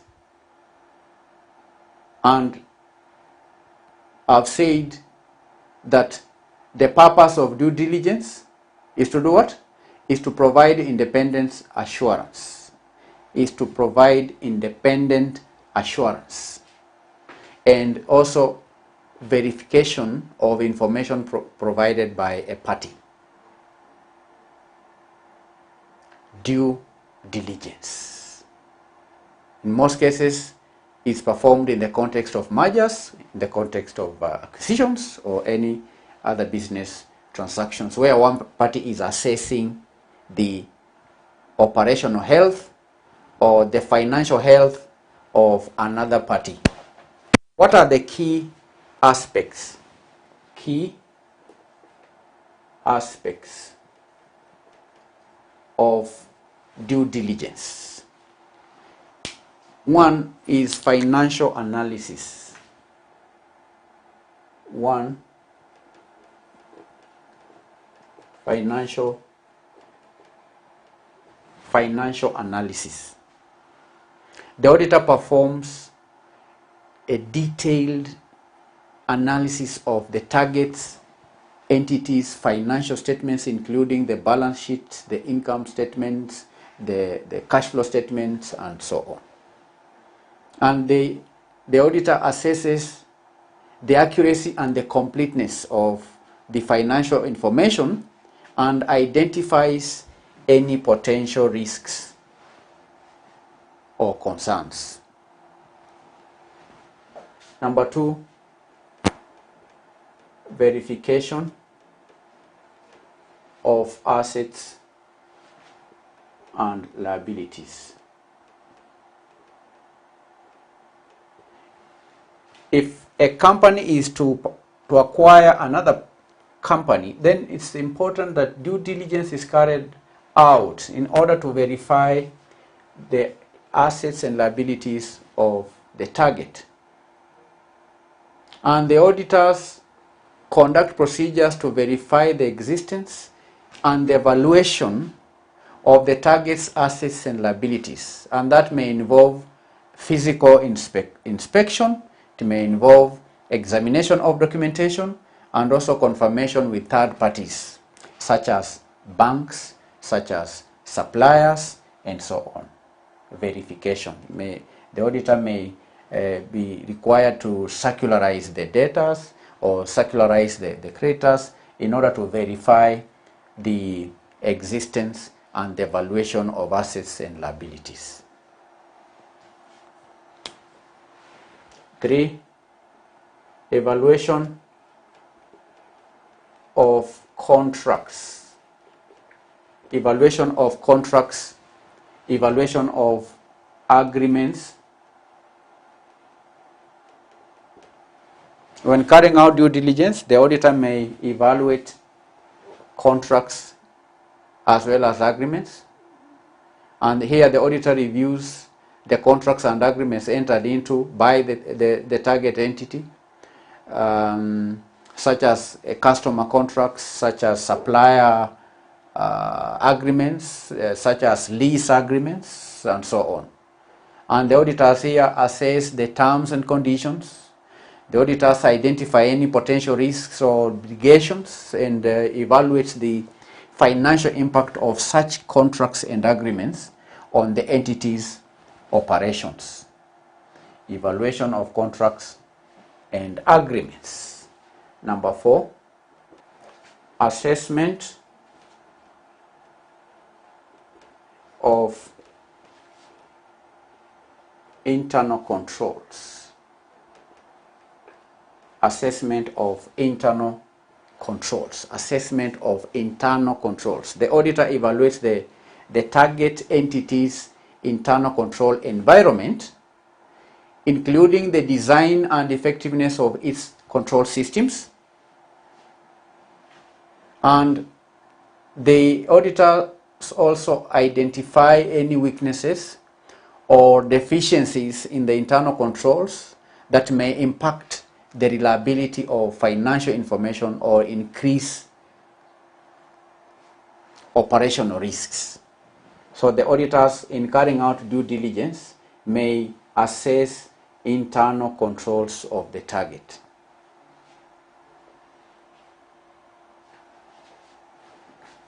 Five, identification of risks.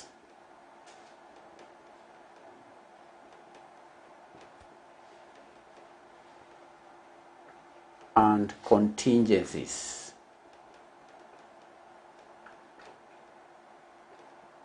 Identification of risks and contingencies.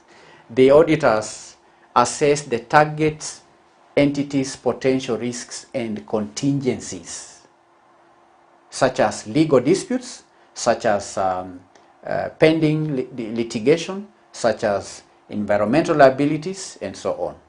And here they also identify and quantify such risks, providing valuable information for the acquiring party, because it's such matters that the acquiring party has to consider, right?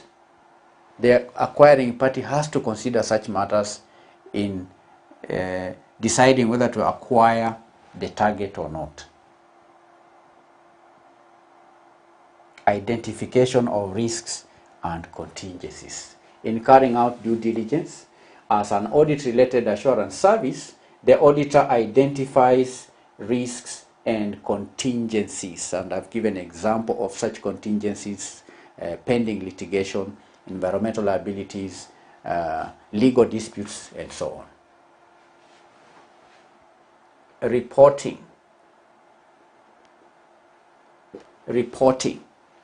Now here the auditors provide a report summarizing their findings and conclusions regarding the due diligence process. And the report may include an opinion on the accuracy or reliability of the financial information provided by the target entity. The report may also highlight any significant risks or concerns identified during the due diligence process. You understand? So that's due diligence. And in summarizing due diligence candidates, you need to understand that audit-related service for due diligence play a crucial role in providing independent and reliable information to parties involved in business transactions. And the objective is to enable informed decisions by assessing the financial and operational health of the target entity, identifying potential risks and contingencies, and also providing assurance on the accuracy and reliability of the information provided. That is due diligence. Due diligence. Now, candidates, that then marks the end of our today's lesson, where we introduce the topic audit-related assurance services. And at the beginning, I did mention that audit-related services refer to services provided by auditors that go beyond the traditional financial statements audit. And we also stated that while financial statements audits focus on expressing an opinion on the fairness of financial statements, audit-related assurance services encompass a broader scope of activities.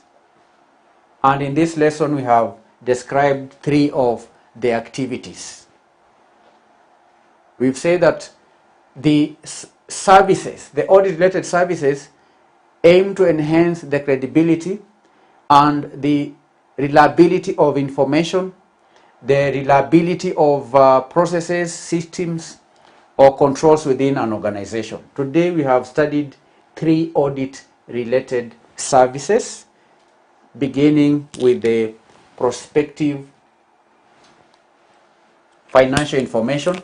Prospective financial information, we defined prospective financial information as forecasts, projections, estimates, or budgets. This information, prospective financial information, we also said is future-oriented, as opposed to the traditional historical records that the auditor is required to express an opinion on. So prospective financial information is the first related service we've studied. We've looked at the key aspects: nature of information, independence and objectivity, examination procedures, professional judgment, and reporting. Secondly, we've discussed investigations as an audit-related assurance service. We defined investigations as the activity that involve examination and analysis of specific issues or allegations or concerns within the organization. We say that investigations are conducted in response to suspected fraud, suspected misconduct, or suspected irregularity. Then we've discussed the key aspects in investigations. One is objective. We studied the objective of investigations. We studied the scope. What is the scope of investigations? We said that the scope is limited to the reported allegation. We've seen how the expert gathers evidence, and we say that the purpose of gathering the evidence is either to refute the suspected irregularities or support the irregularities. We also looked at another stage in investigations, which is analyzing and evaluation of the evidence gathered. Then there is a reporting of the findings and recommendations, then communication. That's investigations as an audit-related assurance service. Then lastly, we've highlighted the key aspects of due diligence. The key aspects of due diligence. 1, financial analysis. Financial analysis. Number 2, verification of assets and liabilities. Number 3, evaluation of contracts and agreements. Number 4, assessment of internal controls. Number 5, identification of risks and contingencies. Then lastly, reporting. And that will mark the end of the lesson. In the next lesson, we'll study another audit-related service, which is known as special audit assignments, and we restrict our study to social audit and environmental audit. Thank you. God bless you. Bye-bye.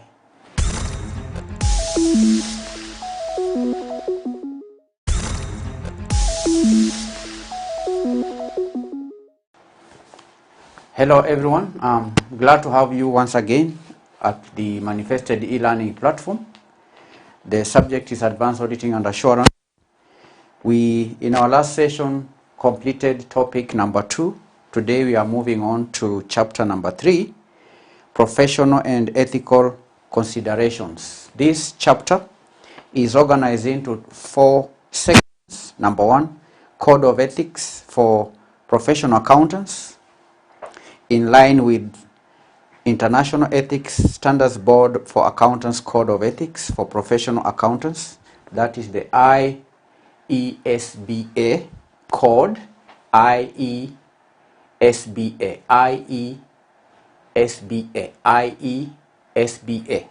All right. The second part of this topic is fundamental principles, threats and safeguards. 3, advertising, publicity, obtaining professional work and fees. Number 4, professional skepticism in the context of errors and fraud. We will be studying a subtopic at a time. For example, in our today's lesson, we're going to study the Code of Ethics for Professional Accountants in line with the International Ethics Standards Board for Accountants Code of Ethics for Professional Accountants. And in studying the IESB code, we will be highlighting the key components of the IESBA, ESBA code, the ESBA code, okay? The Code of Ethics for Professional Accountants in line with the International Ethics Standards Board for Professional Accountants, ESBA. So that is the first thing we are going to do in our today's lesson. Let me write down the subtopic.